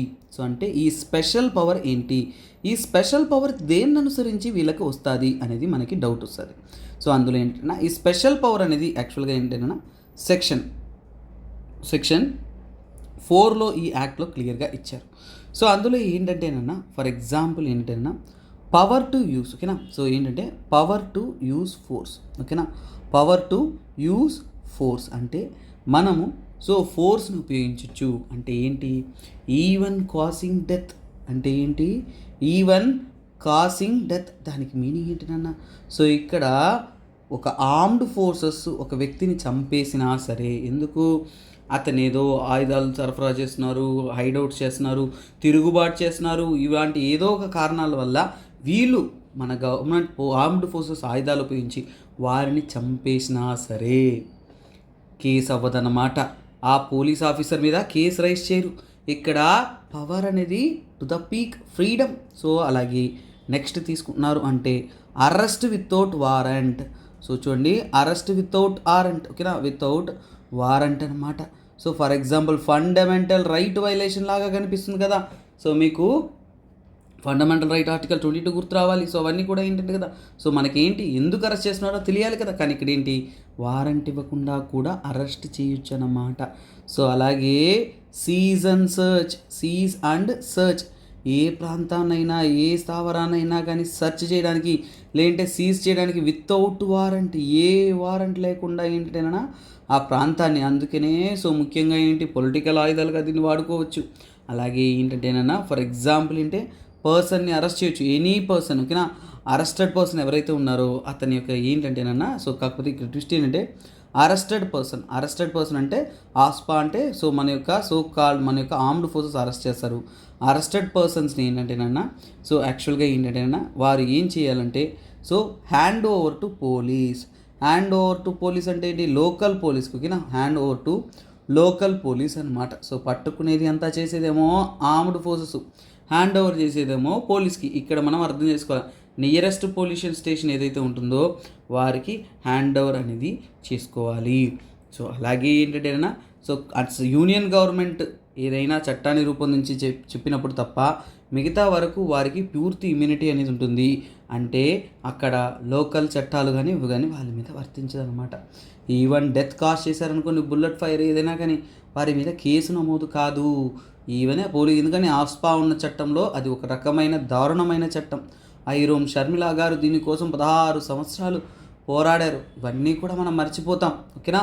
చాలామంది సినిమా హీరోయిన్ అందరూ కూడా మనకు గుర్తుంటారు, కానీ ఎవరు ఈ ఐరోమ్ షర్మిల అనేది తెలియదు. సో ఎవరో ఒక్కసారి చదివి కమెంట్ సెక్షన్లో కమెంట్ చేస్తారా, చూద్దాం, ఓకేనా. సో గైస్, ఈ ఆర్టికల్ అనేది it's time to ensure safer skies. So రీసెంట్గా ఎయిర్ ప్రైజెస్ అలాగే దివాలైపోతున్న చాలా వరకు ఫ్లైట్ ఇండస్ట్రీ అలాగే ఎయిర్లైన్స్ ఇండస్ట్రీ వాటి గురించి కూడా ఇంతకుముందు రీసెంట్గా లాస్ట్ వీక్ హిందూ న్యూస్ అనాలిసిస్లో వచ్చింది. మనం చాలా క్లియర్గా తెలుసుకున్నాం. సో ఇది ఏంటంటేనన్నా ఎయిర్పోర్ట్స్ రిలేటెడ్ కాన్సెప్ట్ అనేది డైరెక్ట్గా మీకు ఉంది. ఎందుకంటే జిఎస్ పేపర్ 1లో మీకు డైరెక్ట్గా వచ్చేసి ఇండస్ట్రీ టాపిక్లో ఉంది. అలాగే జిఎస్ పేపర్ 3లో సో అక్కడ కూడా మీకు ఏంటంటే ఎకనామీలో కూడా ఈ టాపిక్ అనేది ఎకనామీలోనూ ఉంది. అలాగే జియోగ్రఫీలోను ఎయిర్పోర్ట్స్ అంటే ట్రాన్స్పోర్ట్ సెక్టార్లో, ఓకేనా. హ్యూమన్ జియోగ్రఫీలో ట్రాన్స్పోర్ట్ వాటికి రిలేట్ వస్తున్నప్పుడు జియోగ్రఫీలో కూడా ఈ కాన్సెప్ట్ అనేది ఉంది. సో ఫస్ట్ ఆఫ్ ఆల్ ఇక్కడ ఏం చెబుతున్నారు అనేది మనం ఫస్ట్ తెలుసుకుందాం. సో ఇది ఇప్పటి నుంచి స్టోరీ కాదు, మన ఎయిర్పోర్ట్ సేఫ్టీ గురించి స్టోరీ. సో అంటే ఏంటంటే ఎయిర్పోర్ట్ సేఫ్టీ చాలా చాలా మనకి ఇంపార్టెంట్, ఓకేనా. ఎయిర్పోర్ట్ సేఫ్టీ అనేది చాలా చాలా చాలా ఇంపార్టెంట్. ఆ సేఫ్టీ ఎన్ష్యూర్ చేస్తున్నారా లేదా గత సమయంలో జరిగిన కొన్ని ఇన్సిడెంట్స్ని స్టడీ చేస్తూ ఈ యొక్క ఆర్టికల్ అనేది చెప్పడం అనేది జరిగింది. సో యాక్చువల్గా ఏంటంటేనా సో ఇంతకుముందు 1997లో ఒక ఎన్జిఓ అనేది ఉండేది, ఓకేనా. ఎన్జిఓ, ఓకేనా. ఆ ఎన్జిఓ పేరంటే ఎన్విరాన్మెంట్ సపోర్ట్ గ్రూప్. ఆ ఎన్జిఓ పేరేంటి, ఎన్విరాన్మెంట్ సపోర్ట్ గ్రూప్ అనమాట. సో ఎన్విరాన్మెంట్ సపోర్ట్ గ్రూప్ అనే ఒక ఎన్జిఓ అనేది ఉండేదన్నమాట. ఆ ఎన్జిఓ ఏంటంటేనా ఎక్కడికి చెందిందంటే బెంగళూరు. సో ఎక్కడ చెందింది, బెంగళూరు. సో వారు ఏం చెప్పారు అంటే యాక్చువల్గా వారు ఒక పెటిషన్ అనేది వేశారు. ఎక్కడ వేశారు, కర్ణాటక హైకోర్టులో. ఎక్కడ వేశారు, కర్ణాటక హైకోర్టులో అనేది వేశారు. ఏమని వేశారు యాక్చువల్గా ఏంటంటేనా మ్యాంగ్లూరు ఏదైతే ఉంటుందో, ఓకేనా, మ్యాంగ్లూరు, ఓకేనా, మ్యాంగ్లూరు ఎయిర్పోర్ట్ ఏదైతే ఉంటుందో మ్యాంగ్లూరు ఎయిర్పోర్ట్లో, ఓకేనా, మ్యాంగ్లూరు ఎయిర్పోర్ట్లో సో యాక్చువల్గా ఏంటంటేనా ఒక రన్వే, సెకండ్ రన్వే ఏదైతే రన్వే ఉందో అది సేఫ్గా లేదు అనేది వాళ్ళు వేస్తారు, ఓకేనా. రన్వే అంటే సో రన్వే అంటే ఏంటి, ఫ్లైట్ అనేది టేక్ ఆఫ్ అయ్యేది. ఆ రన్వే అనేది ఏంటంటేనన్నా సో ల్యాండింగ్కి టేక్ ఆఫ్కి did not meet the requirement. ఏంటది, డిడ్ నాట్ మీట్ రిక్వైర్మెంట్ అంటే తగినటువంటి నార్మ్స్ అనేది అది ఫుల్ఫిల్ కాలేదు. డిడ్ నాట్ మీట్ రిక్వైర్మెంట్, మనకు కావాల్సిన రిక్వైర్మెంట్స్ ఏవైతే ఉన్నాయో ఆ రిక్వైర్మెంట్స్ని అది ఫుల్ఫిల్ చేయలేదు అనేది చెప్తారనమాట. సరే అని చెప్పేసి వాళ్ళు పబ్లిక్ ఇంట్రెస్ట్ లిటిగేషన్ అనేది కోర్టులో రైజ్ చేస్తారు. So public interest litigation raise చేస్తే కోర్టు అనేది దాన్ని తీసేస్తుంది, అంటే డిస్మిస్ చేసేస్తుంది అనమాట. అంటే దాని మీద అంతగా కాన్సన్ట్రేషన్ వేయరు అనమాట. మళ్ళీ ఈ డిస్మిస్ అయిన సో కాల్ పిఏఎల్ని తీసుకునేసి 2002లో 2002లో సుప్రీంకోర్టుకి ఓకేనా, సుప్రీంకోర్టుకి మళ్ళీ పిఏఎల్ అనేది వేస్తారు ఓకేనా. సుప్రీంకోర్టు మళ్ళీ ఏంటి దీంట్లో ఇంటర్ఫియర్ అనేది కాదనమాట, అంతగా వీళ్ళు దీని మీద యాక్షన్ తీసుకోరన్నమాట. సరే అని వదిలేస్తే 2010లో ఏమవుతుందంటే సో చూసారు అంటే ఏఐఈ 812 అనే ఒక ఫ్లైట్ అనేది ఎయిర్ప్లేన్ అనేది క్రాష్ అవుతుంది అనమాట, క్రాష్ ల్యాండింగ్ అవుతుంది. సో క్రాష్ అయ్యి సుమారుగా 158 ప్రాణాలు గాల్లో కలిసిపోయాయి అన్నమాట. అంటే 158 people are died. So one of the saddest incident. అంటే ముందే దీన్ని ప్రాపర్గా ఇన్వెస్టిగేట్ చేసిన, జాగ్రత్త పడిన సేఫ్ అయ్యేది కదా. కానీ ఇక్కడ జరిగిన క్రాష్కి బ్లేమ్ ఎవరి మీద వేశారు? బ్లేమ్ అనేది ఎప్పుడూ కూడా పైలట్ మీద వేసేస్తారు. సో లాస్ట్ రిసార్ట్ లాగా ఇప్పుడు కూడా ఒక ఒక ఒక వ్యవస్థ పోవడానికన్నా కానీ ఒక మనిషి పోతే పోయిందన్నట్టు మన వాళ్ళు ఏంటంటే వేసేస్తారనమాట. సో అంటే ఇది ఒక దారుణమైన విషయం. సో అంటే చట్టాన్ని జాగ్రత్తగా వ్యవహరించి సో ఇలాంటి కేసెస్ని స్టడీ చేసి ఉంటే ప్రాపర్గా దీన్ని రిసాల్వ్ చేసి ఉండొచ్చు అని చెప్తున్నారు. అలాగే చూడండి 2005లో ఎయిర్పోర్ట్ సేఫ్టీ నుంచి కూడా కొన్ని యాక్సిడెంట్స్ జరిగాయి. సో అందులో ఎయిర్ సహారా 737 ఫ్లైట్ యాక్సిడెంట్కి గురవుతుంది రన్వేలో. తర్వాత 2009లో ఇలాంటి ఇన్సిడెంట్ ATR ఓకేనా. సో అంటే కింగ్ఫిషర్ ఎయిర్లైన్స్కి చెందిన ఒక ఫ్లైట్ కూడా జరుగుతుంది ఓకేనా. సో కింగ్ఫిషర్ వచ్చేసి సో ATR, సో దానికి కూడా రన్వేలో యాక్సిడెంట్ అనేది జరుగుతుంది. తర్వాత ఏంటంటే స్పైస్ జెట్కి ఇలాంటి ఇన్సిడెంట్ జరుగుతుంది ఓకేనా. స్పైస్ జెట్కి కూడా ఇలాంటి ఒక ఇన్సిడెంట్ అనేది జరుగుతుంది. సో అలాగే ఏంటంటే రీసెంట్ అంటే ఏంటంటే ఆగస్ట్ 2020లో ఒక దారుణమైన ఇన్సిడెంట్ జరుగుతుంది. ఇక్కడ క్యాలికట్లో ఏంటంటే ఎయిర్ యాక్సిడెంట్ జరిగి సుమారుగా ఏంటంటే 21 లైఫ్స్ అనేది పోతాయి. కాకపోతే క్యాలికట్ ఇన్సిడెంట్ ఇంకా దారుణం నాన్న, ఎందుకంటే అక్కడ ఉంటున్న ట్రాఫిక్, అక్కడ ఉంటున్న ఎయిర్పోర్ట్ సరౌండింగ్ రూట్స్ అనేది చాలా నేరోగా ఉన్నాయి, చాలా సన్నటిగా ఉన్నాయి. కాబట్టి అక్కడికి రావాల్సిన అంబులెన్సెస్ కానీ, సేఫ్టీ కానీ, ఫైర్ ఫైటర్స్ కానీ సకాలంలో రాలేకపోయాయి. అంటే ఇక్కడ ఎయిర్పోర్ట్ డెవలప్మెంట్ చేస్తున్నారు, కానీ వాటికి అంటూ తగినటువంటి నామ్స్ ఇవన్నీ కూడా మనం డెవలప్ చేసుకోవాలి. ఎందుకంటే ఒక ప్రాణమైనా కానీ అది ప్రాణమే అనేది ఇక్కడ క్లియర్గా చెప్తున్నాను. సో సేఫ్టీ అష్యూరెన్స్ అనేది చాలా చాలా చాలా ఇంపార్టెంట్. ఇలాంటి ఇన్సిడెంట్స్ ఒకటి కాదు, చాలా ఇన్సిడెంట్స్, హ్యూజ్ లాసెస్ అనేది జరుగుతుంది. సో ఇలాంటి సిచ్యువేషన్స్ని స్టడీ చేయడానికి వీటి కోసం ఏంటంటే డైరెక్టరేట్ జనరల్, సో యాక్చువల్గా ఏంటి directorate general of civil aviation అనేది ఉంది. సో ఈ సివిల్ ఏవియేషన్ తరపు నుంచి కూడా ఏంటంటే సో సివిల్ ఏవియేషన్స్ని స్టడీ చేయడానికి, రిపోర్ట్ చేయడానికి వాళ్ళు ఉంటారు. తర్వాత ఏంటంటే వారి తరపు నుంచి కూడా ఎయిర్ క్రాఫ్ట్ ఓకేనా. సో వారి తరపు నుంచి కూడా ఎయిర్ క్రాఫ్ట్ యాక్సిడెంట్ ఇన్వెస్టిగేషన్ ఓకేనా. Air craft accident investigation bureau. So air craft accident investigation bureau. So వీరు ఏంటంటే ముఖ్యంగా ఎయిర్ క్రాఫ్ట్ యాక్సిడెంట్స్ ఏవైతే ఉన్నాయో వాటిని జరగకుండా ఉండడానికి వారంతా కూడా అయినా సరే ఇన్ని ఏజెన్సీసు వీరుండి జాగ్రత్తగా చూసుకుంటున్నా కానీ ఎందుకు ఈ యాక్సిడెంట్స్ జరుగుతున్నాయి అనేది యాక్చువల్గా ప్రశ్న. ఎందుకంటే it is not just an accident but many lifes are been gone. So అలాగే ఏంటంటే ఈ యొక్క సెక్టార్లోనే ఇంకొకటి కూడా ఉంది, దాన్నే సివిల్ ఏవియేషన్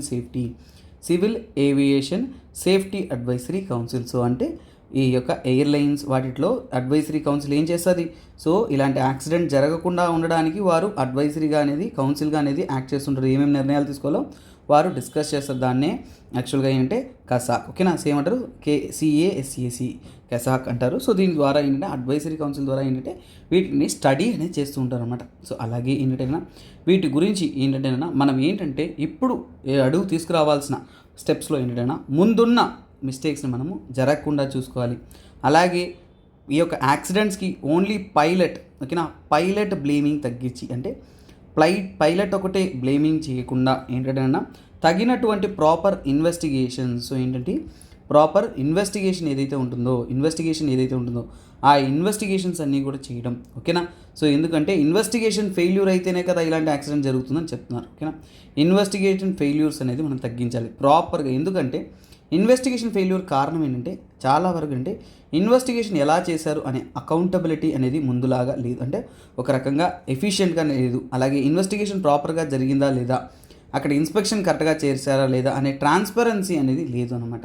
సో ఇప్పుడు ఇన్వెస్టిగేషన్స్లో ట్రాన్స్పరెన్సీ తేవాలి, తర్వాత ఏంటంటే అకౌంటబిలిటీ తేవాలి. సో అలాగే ఏంటంటే ఇక్కడ ఉంటున్న చిన్న మిస్టేక్ కూడా, సో చూడండి, చిన్న చిన్న ఎర్రర్స్ కూడా ఒక పెద్ద ప్రాబ్లమ్కి తేవచ్చు. అలాగేనన్నా రెస్క్యూ టీమ్, రెస్క్యూ టీమ్స్ వచ్చేసి నేను చెప్పా కదా, రెస్క్యూ ఇష్యూస్ అంటే ఒకసారి ఇన్సిడెంట్ జరిగినప్పుడు క్యాలికట్లో వెంటనే రావడానికి ఈ యొక్క సో కాల్డ్ వెహికల్స్ అన్నీ రావడానికి నేరో రోడ్స్ ఉండడం వల్ల రాలేకపోయి ఇలాంటి ఇన్సిడెంట్స్ అనేది జరగకుండా చూడాలి.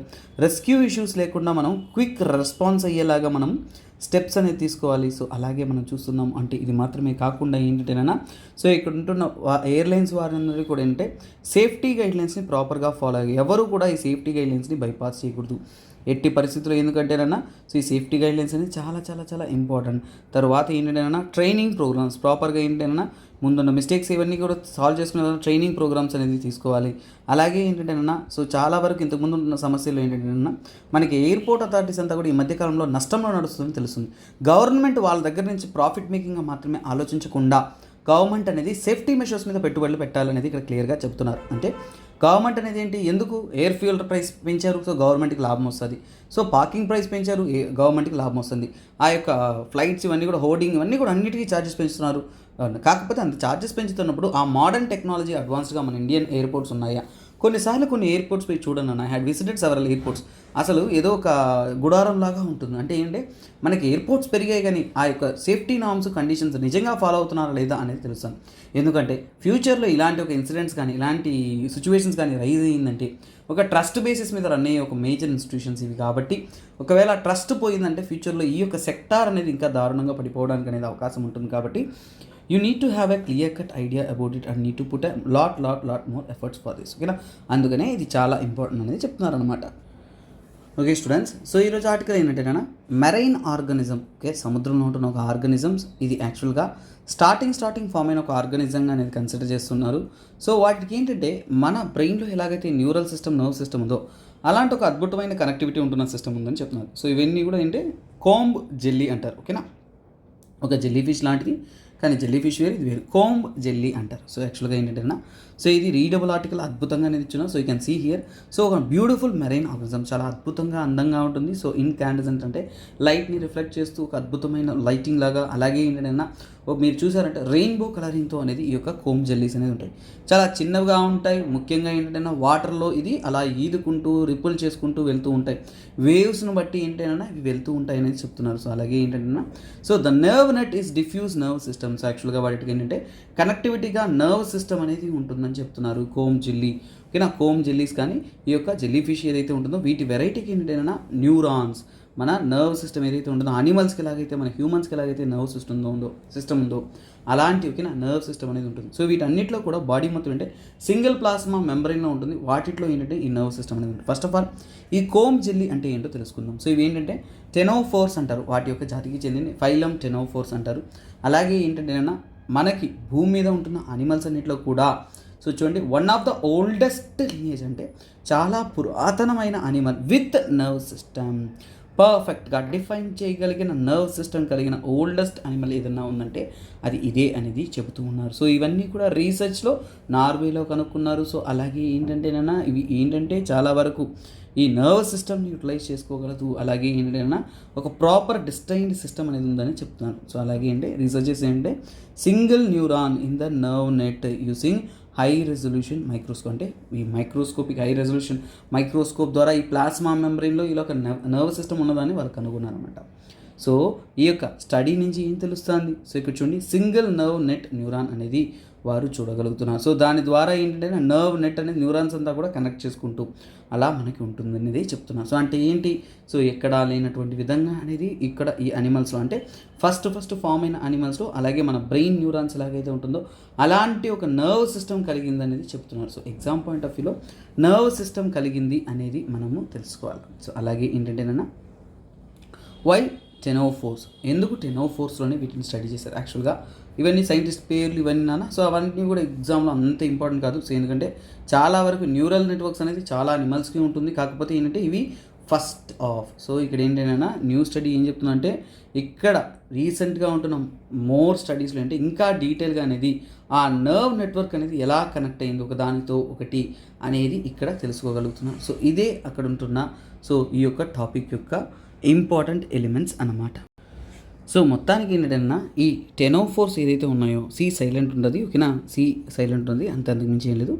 టెనోఫోర్స్ ఏవైతే ఉన్నాయో ఈ టెనోఫోర్స్లో ఎలా ఈ యొక్క సిస్టమ్, ఓకేనా, నర్వస్ సిస్టమ్ ఏదైతే ఉంటుందో ఈ నర్వస్ సిస్టమ్ అనేది ఎలా ఎస్టాబ్లిష్ అయింది, నర్వస్ సిస్టమ్ ఎలా స్టార్ట్ అయిందని వాళ్ళకే డౌట్గా ఉంది. ఓల్డెస్ట్ అనిమల్స్ అయిన వీటిలోనూ ఉన్నాయి, హ్యూమన్స్ వీటిలోనూ ఉన్నాయి. అది ఎలా ఇవాల్వ్ అయిందో సైంటిస్ట్కి కూడా అంతు తేలకుండా ఉంది. కాకపోతే ఈ టెనోఫోర్స్ అయిన కోంబ్ జెల్లీస్ అనేది మనం తెలుసుకోవాల్సింది ఏంటంటే ఈ టెనోఫోర్స్ అంటే ఏంటి, ఇవి ఏంటంటేనన్నా చాలా వరకు ఈ టెనోఫోర్స్ అనేది హెర్మాఫ్రోడిటిక్, హెర్మాఫ్రోడిటిక్ అంటారు.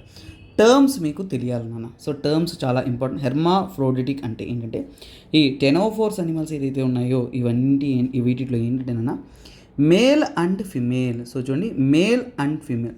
సో ఇందులో ఏంటంటేనన్నా మేల్ అండ్ ఫిమేల్, ఓకేనా, బోత్ రిప్రొడక్టివ్ ఆర్గాన్స్ అనేది ఉంటాయన్నమాట. సో మేల్ రిప్రొడక్టివ్ ఆర్గాన్ ఉంటుంది, అలాగే ఫిమేల్ రిప్రొడక్టివ్ ఆర్గాన్ కూడా ఉంటుంది. సో బోత్ రిప్రొడక్టివ్ ఆర్గాన్స్ అనేది వీటిలో ఉంటాయి అనేది ఇక్కడ చెప్పడం జరిగింది. అలా ఉంటున్న అనిమల్స్ని ఏమంటే హెర్మాఫ్రోడిటిక్, హెర్మాఫ్రోడిటిక్ అనేది చెబుతారన్నమాట. This is what you need to know about it. So అలాగే వీటన్నిటిలో కూడా బాడీ స్ట్రక్చర్ ఎలాగా సింగిల్ ప్లాస్మా, గుర్తుపెట్టుకోండి, సింగిల్ ప్లాస్మా మర్చిపోవద్దు, సింగిల్ ప్లాస్మాగా ఉంటుంది. అవి ఇన్వెర్టిబ్రేట్స్. What are ఇన్వెర్టిబ్రేట్స్? ఇన్వెర్టిబ్రేట్స్ అంటే చిన్నప్పుడు చదువుంటారు. సో బ్యాక్ బోన్, వెన్నెముక అనేది క్లియర్గా అనేది ఫామ్ అయి ఉంటుంది అనమాట. వాటిని మనం ఇన్వెర్టిబ్రేట్స్ అని అంటామన్నమాట. సో నెక్స్ట్ చూడండి, ఇది నేను ఈ ఇమేజ్తోనే ఎక్స్ప్లెయిన్ చేస్తాను. ఏం లేదన్నా, అంటార్క్టికా ఐస్ కవర్ అనేది చాలా వరకు తగ్గుతూ వస్తుంది, ఓకేనా. హిట్స్ మెనీ రికార్డ్స్లో అంటే ఇంతవరకు లేనటువంటి విధంగా చాలా తక్కువగా అనేది రికార్డ్ అవుతుంది. ఇది మెయిన్స్లో ఎందుకు ఇంపార్టెంటో చెప్తున్నాను చూడండి. మీకు డైరెక్ట్గా ఏంటంటే క్రయోస్పియర్, ఓకేనా, క్రయోస్పియర్ రిడక్షన్, క్రయోస్పియర్ వల్ల క్లైమేట్ చేంజ్ ఇంపాక్ట్స్ అనేది 2017లో యూపీఎస్సీ మెయిన్స్లో అడిగారు, ఓకేనా. తర్వాత అంటార్క్టిక్ సీ, ఆర్క్టిక్ సీ, ఇక్కడ వాటర్ లెవెల్ తగ్గుతూ ఉంది కదా, వాటి గురించి 2021లో మెయిన్స్లో అడిగారు. అంటే గత 5-10 ఏళ్ల సమయాల్లో మీరు తీసుకున్నారు, లాస్ట్ 5 ఇయర్స్ తీసుకుంటే, ఇయర్ మినహాయించి లాస్ట్ 5 ఇయర్స్ తీసుకుంటేనే 2 times మెయిన్స్లో వచ్చింది. సో ఈ క్వశ్చన్ ఎంత ఇంపార్టెంటో మీకు అర్థమవుతుంది. సో ఈ యొక్క టాపిక్ అంతా కూడా మీకు ఇమేజెస్గానే ఎక్స్ప్లెయిన్ చేస్తున్నారు. సో అందువల్ల let me tell you with images. So ఈ సెక్షన్ మీకు ఎడిటోరియల్లో రోజు కూడా ఒక మంచి థాట్స్ అనేది వస్తున్నాయి. సో ఇక్కడ చూడండి, a fin whale seen in the front of the iceberg at the north coast of Elephant Island in Antarctica. So ఇక్కడ ఒక వేల్ చూసారు, ఓకే, అది మనకి పెద్ద ఇంపార్టెంట్ ఏం కాదు. ఇక్కడ చూద్దాం. సో ఇక్కడ చూడండి, sea ice extend in millions, ఓకేనా. సీ ఐస్ ఎంత మాత్రం ఉంది. సో అలాగే ఏంటంటేనన్నా వారు రీసెంట్గానే మనకి శాటిలైట్ ఇమేజెస్ ఇవన్నీ దొరుకుతూ ఉన్నాయి. కాకపోతే ఇంతకు ముందున్న ఎవిడెన్సెస్ ప్రకారం తీసుకున్నారంటే ఎంతవరకు సీ ఐస్ ఉంది, ఓకేనా. సో ఏంటి 2000 నుంచి 2022 వరకు ఈ మధ్య కాలంలో తీసుకున్నా అంటే సీ ఐస్ ఇది ప్రెసెంట్, అంటే ఇది ఇప్పుడు ఉంటున్న ఎక్స్టెంట్ అన్నమాట.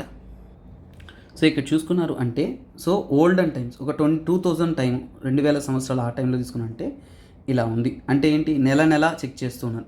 సో అన్నిట్లో చెక్ చేసుకున్నా అంటే మనకి రీసెంట్ టైంలో ఇప్పుడే చాలా తక్కువ రిపోర్ట్ అయినట్టు ఇమేజ్ అనేది మనకి చాలా వరకు గ్రాఫ్లో అనేది చూపిస్తున్నారు. అంటే సో ఇక్కడ టెంపరేచర్ అనేది మరుగుతుంది, చేంజ్ అవుతుంది. ఈవెన్ మనం తీసుకున్నామంటే 2020లో మీకు తెలుసా, 2020లో ఒక హీట్ వేవ్ అనేది తాకుతుంది. అంటే ఎన్నడూ లేనటువంటి హీట్ అనేది అంటార్క్టికాలో, ఓకేనా, అంటార్క్టిక్ ప్రాంతాల్లో అనేది ఫేస్ చేస్తారు 2020లో. ఏంటంటే 2020లో అంటార్క్టిక్లో హీట్ వేవ్ అనేది వస్తుంది. హీట్ వేవ్ అంటే ఎన్నడూ లేనటువంటి మ్యాక్సిమం టెంపరేచర్ రీచ్ అవుతుంది. తర్వాత ఇక్కడ చూడండి, ఇక్కడ డిఫరెన్షియేషన్ అనేది చాలా అద్భుతంగా అనేది ఇమేజెస్లో చెప్పున్నారు. సో ఈ ఇమేజెస్ చాలా ఇంపార్టెంట్ అన్న, ఎగ్జామ్ రాస్తున్నప్పుడు మీకు హెల్ప్ అవుతుంది. సో ఇక్కడ చూడండి, median sea ice extend 1981 and 2008. అదంటే చూడండి 2010 నుంచి 1981 మధ్యకాలంలో అప్పుడే శాటిలైట్స్ ఇవన్నీ డెవలప్ అవుతుంది. అప్పటి నుంచి ఒక మీడియన్ అంటే on an average ice sheet ఎంతవరకు అనేది వాళ్ళు మీడియన్గా తీసుకున్నారు. సో ఇంతవరకు ఉంది. కానీ ఇప్పుడు రిపోర్ట్ అయినది ఎంత ఉంది? సో ఇప్పుడు రిపోర్ట్ అనేది ఎంత ఉంది? చాలా వరకు తగ్గిపోయింది. అంటే అవుటర్ లైన్ చూడండి, అవుటర్ లైన్ నుంచి ఇన్నర్ లైన్ చూడండి ఎలాగా. సో ఇది రెడ్యూస్ అయిందంటే ఈ గ్యాప్ పోయినట్టే కదా, ఇక్కడంతా ఐస్ క్యూబ్ పోయినట్టే కదా, ఇక్కడంతా ఐస్ కవర్ పోయినట్టే కదా, ఇక్కడంతా ఐస్ కవర్ పోయినట్టు అంటే ఏంటి, చాలా వరకు ఐస్ కవర్ కరెంట్ ఐస్ అనేది ఇది. అంటే కరెంట్ ఐస్ అంటే ఏమని, సో మిగతా ఐస్ కవర్స్ అనేది తగ్గుతూ వస్తుంది చుట్టుపక్కల అనేది మనకి క్లియర్గా అర్థమవుతుంది. తర్వాత చూడండి, ద చేంజ్ ఇన్ టెంపరేచర్ చూపిస్తున్నాను, change in temperature in the month. ఓకేనా, in the month April each year, April మంత్లో ఎలా టెంపరేచర్ చేంజ్ అవుతుంది అనేది ఓవరాల్గా అనేది వారు స్టడీ చేసి వాళ్ళు రిపోర్ట్ అనేది చేస్తున్నారన్నమాట. సో ఇక్కడ తీసుకున్న స్టడీస్లో ఏంటంటే మనం చూడొచ్చు. సో ఈ పార్ట్లో ఏంటంటే టెంపరేచర్ అనేది మనము ముందు నుంచి కంపేర్ చేసుకున్నామంటే యావరేజ్ టెంపరేచర్ కన్నా కానీ హై అవుతున్నట్టు మనకి క్లియర్ కట్గా అనేది చూపిస్తుంది. నెక్స్ట్ ఇమేజ్లో తీసుకున్నామంటే the minimum Antarctic sea ice. ఓకేనా, so extent recorded ever summer. So చూడండి 1980 నుంచి మనము శాటిలైట్ ఇమేజ్ ద్వారా స్టడీ చేస్తున్నాం. సో శాటిలైట్ ఇమేజ్ ద్వారా స్టడీ చేస్తున్నప్పుడు మనకు ఉంటున్న సో కాల్డ్ మన యొక్క సో ఐస్ కవర్ తీసుకున్నారు అంటే ఎప్పుడు తక్కువ చూడండి. సో 2020కి ముందు ఒకసారి జరిగింది, తర్వాత ఇప్పుడు అంటే ప్రజెంట్ 2023 చూడండి చాలా అంటే చాలా తగ్గిపోయింది. అంటే చూడండి ఇంతకుముందు హెచ్చు తగ్గులు ఉంటాయి, అవి పెద్ద ప్రాబ్లం కాదు, కానీ ఈసారి హెచ్చు తగ్గులు కాదు, అన్నిటికన్నా లీస్ట్ కవర్ ఏర్పడిపోయింది. అంటే మనం ఎక్స్పెక్ట్ చేసిన దానికన్నా కానీ చాలా చాలా చాలా చాలా చాలా చాలా చాలా చాలా లోవెస్ట్ కవర్ అనేది ఉందని మనకు అర్థమవుతుంది. అంటే ఏంటి, ఐస్ కవర్ అనేది మినిమం అయిపోయింది, తక్కువలో చాలా తక్కువ అయిపోయింది అనేది మనకి క్లియర్ కట్గా అనేది అర్థమవుతుంది అనమాట. సో అందువలనే ఇక్కడ ఈ గ్రాఫ్లో చూడొచ్చు లీస్ట్ ఎంత ఉంది, ఇప్పుడే కదా అన్నిటికన్నా లీస్ట్ వచ్చేసి ఈ రీసెంట్గా 2023లోనే నోట్ చేయడం అనేది జరిగింది. అంటే ఏమని, అంటార్క్టిక్ ఐస్ అనేది కరిగిపోతూ వస్తుంది. ఇది మెయిన్స్ లెవెల్ క్వశ్చన్. సో కాకపోతే నేను బ్రీఫింగ్ అనేది ఇచ్చాను. మెయిన్స్ క్వశ్చన్లో ఏంటంటే ఈ ఉదాహరణలు తీసుకుంటూ మనం రాసే విధంగా అనేది ఉంటుంది. సో మనకి exam point of view mains ఏంటంటే ఇంపాక్ట్ అనేది అడుగుతారు. అంటార్క్టిక్ సీ, ఓకేనా, అంటార్క్టిక్ ఐస్ కవర్ అనేది తగ్గిపోతూ వస్తుంది. వాటి వల్ల మన ఎర్త్లో ఉంటున్న లైఫ్ స్టైల్కి కానీ జీవములకు కానీ మనకు కానీ ఎలాంటి ప్రభావాలు జరుగుతాయి అనేది ఎగ్జామ్లో అడుగుతున్నాం. ప్రభావాలు ఇక్కడ ఇవ్వలేదు, ప్రభావాలు మనం ఆలోచించి రాయాలి. సో అందువల్లనే అది నేను మీకు మెయిన్స్ ఫార్మేట్ అనలైజ్ చేసేటప్పుడు అక్కడ ఇస్తానన్నమాట. అలాగే స్టూడెంట్స్ ఎవరైతే కరెంట్ అఫైర్స్ రెగ్యులర్గా ఫాలో అవుతున్నారో, మీకు కాంప్రహెన్సివ్గా డీటెయిల్గా కరెంట్ అఫైర్స్ కావాలనుకుంటున్నారంటే Hindu down to earth PIB Yojana cover చేసు ఇక్కడ మనం కవర్ చేయనటువంటి టాపిక్స్ ఎగ్జామ్ పాయింట్ ఆఫ్ వ్యూలో చాలా క్రూషియల్ టాపిక్స్, ఇండియన్ ఎక్స్ప్రెస్ ఇంకా మిగతా సోర్సెస్ నుంచి మీకు ఎగ్జామ్ పాయింట్ ఆఫ్ వ్యూలో చాలా ఇంపార్టెంట్ ఉన్న ఆర్టికల్స్ అంతా కూడా కవర్ చేయాలి అనుకుంటున్నారంటే అలాంటి ఒక అద్భుతమైన కోర్స్ మీకు అందిస్తూ ఉన్నాము. రోజు మార్నింగ్ 8 AM నేనే అవైలబుల్లో ఉంటాను, లైవ్ క్లాస్లో అక్కడ తీస్తుంటాం. సో దాని యొక్క ఫీ స్ట్రక్చర్ అనేది ఇక్కడ ఇవ్వడం అనేది జరిగింది. అలాగే ఎన్సీఆర్టీ ఫౌండేషన్ కావాలి అనుకుంటున్న వారికి 6th నుంచి 12th వరకు ఉంటున్న కంప్లీట్ ఎన్సీఆర్టీస్ అనేది మీకు డీటెయిల్గా అనేది సో మీకు అందిస్తూ ఉంటాము. సో అది మీకు కంప్లీట్ కోర్స్ అనేది 15,000 రూపీస్, 5,000 రూపీస్ ఫ్లాట్ డిస్కౌంట్తో మీకు 10,000 రూపీస్కి ఈ యొక్క కోర్స్ అనేది ఆఫర్లో అనేది అందుబాటులో అనేది ఉంటుందన్నమాట. ఈ యొక్క ఆఫర్ వ్యాలిడిటీ 31st May వరకు మాత్రమే. Those are interested you can buy the course and prepare. So అలాగే రోజు మీకు అద్భుతమైన ఒక ప్రీవియస్ ఇయర్ క్వశ్చన్ ఇస్తున్నాను. సో అలాగే ఏంటంటేనన్నా ఈరోజు క్వశ్చన్ అనేది ఏంటంటే with reference to land reforms in independent India which one of the following statement is correct. So చూడండి రోజు ప్రీవియస్ ఇయర్ క్వశ్చన్ ఇవ్వడం వల్ల దాన్ని మీరు చదివినా సరే, లేదంటే నెక్స్ట్ క్లాస్లో విన్నా సరే, లేదంటే దాన్ని తెలుసుకున్నా సరే, మీరు అటెంప్ట్ చేసినా సరే ఒక ఐడియా అనేది వస్తుంది. క్వశ్చన్ స్టాండర్డింగ్ తెలుస్తుంది, క్వశ్చన్ సిలబస్ పరిచయం అవుతుంది, ఎగ్జామ్ పాయింట్ ఆఫ్ వ్యూలో చదవడం తెలుస్తుంది. So kindly guys, so keep preparing, ఒక్కసారిగా క్లియర్గా వాటిని చూసి నేర్చుకోండి. That will help you more and more. So kindly participate చేయండి. ఈ వీడియో నచ్చింది అంటే మర్చిపోకుండా మీ యొక్క వాల్యుబుల్ కమెంట్స్ ఏవైతే ఉన్నాయో వాటిని కూడా కమెంట్ చేస్తూ రండి. ఎందుకంటే your support means like I heaven to us. So అందువల్ల మీ కమెంట్స్ ద్వారానే మాకు తెలుస్తుంది వీడియో మీకు రీచ్ అయ్యిందా లేదా అనేది. So guys, thank you. This is me SPR signing off. Have a nice day. Next వీడియోతో రేపు మిమ్మల్ని కలుస్తాను. Bye, take care.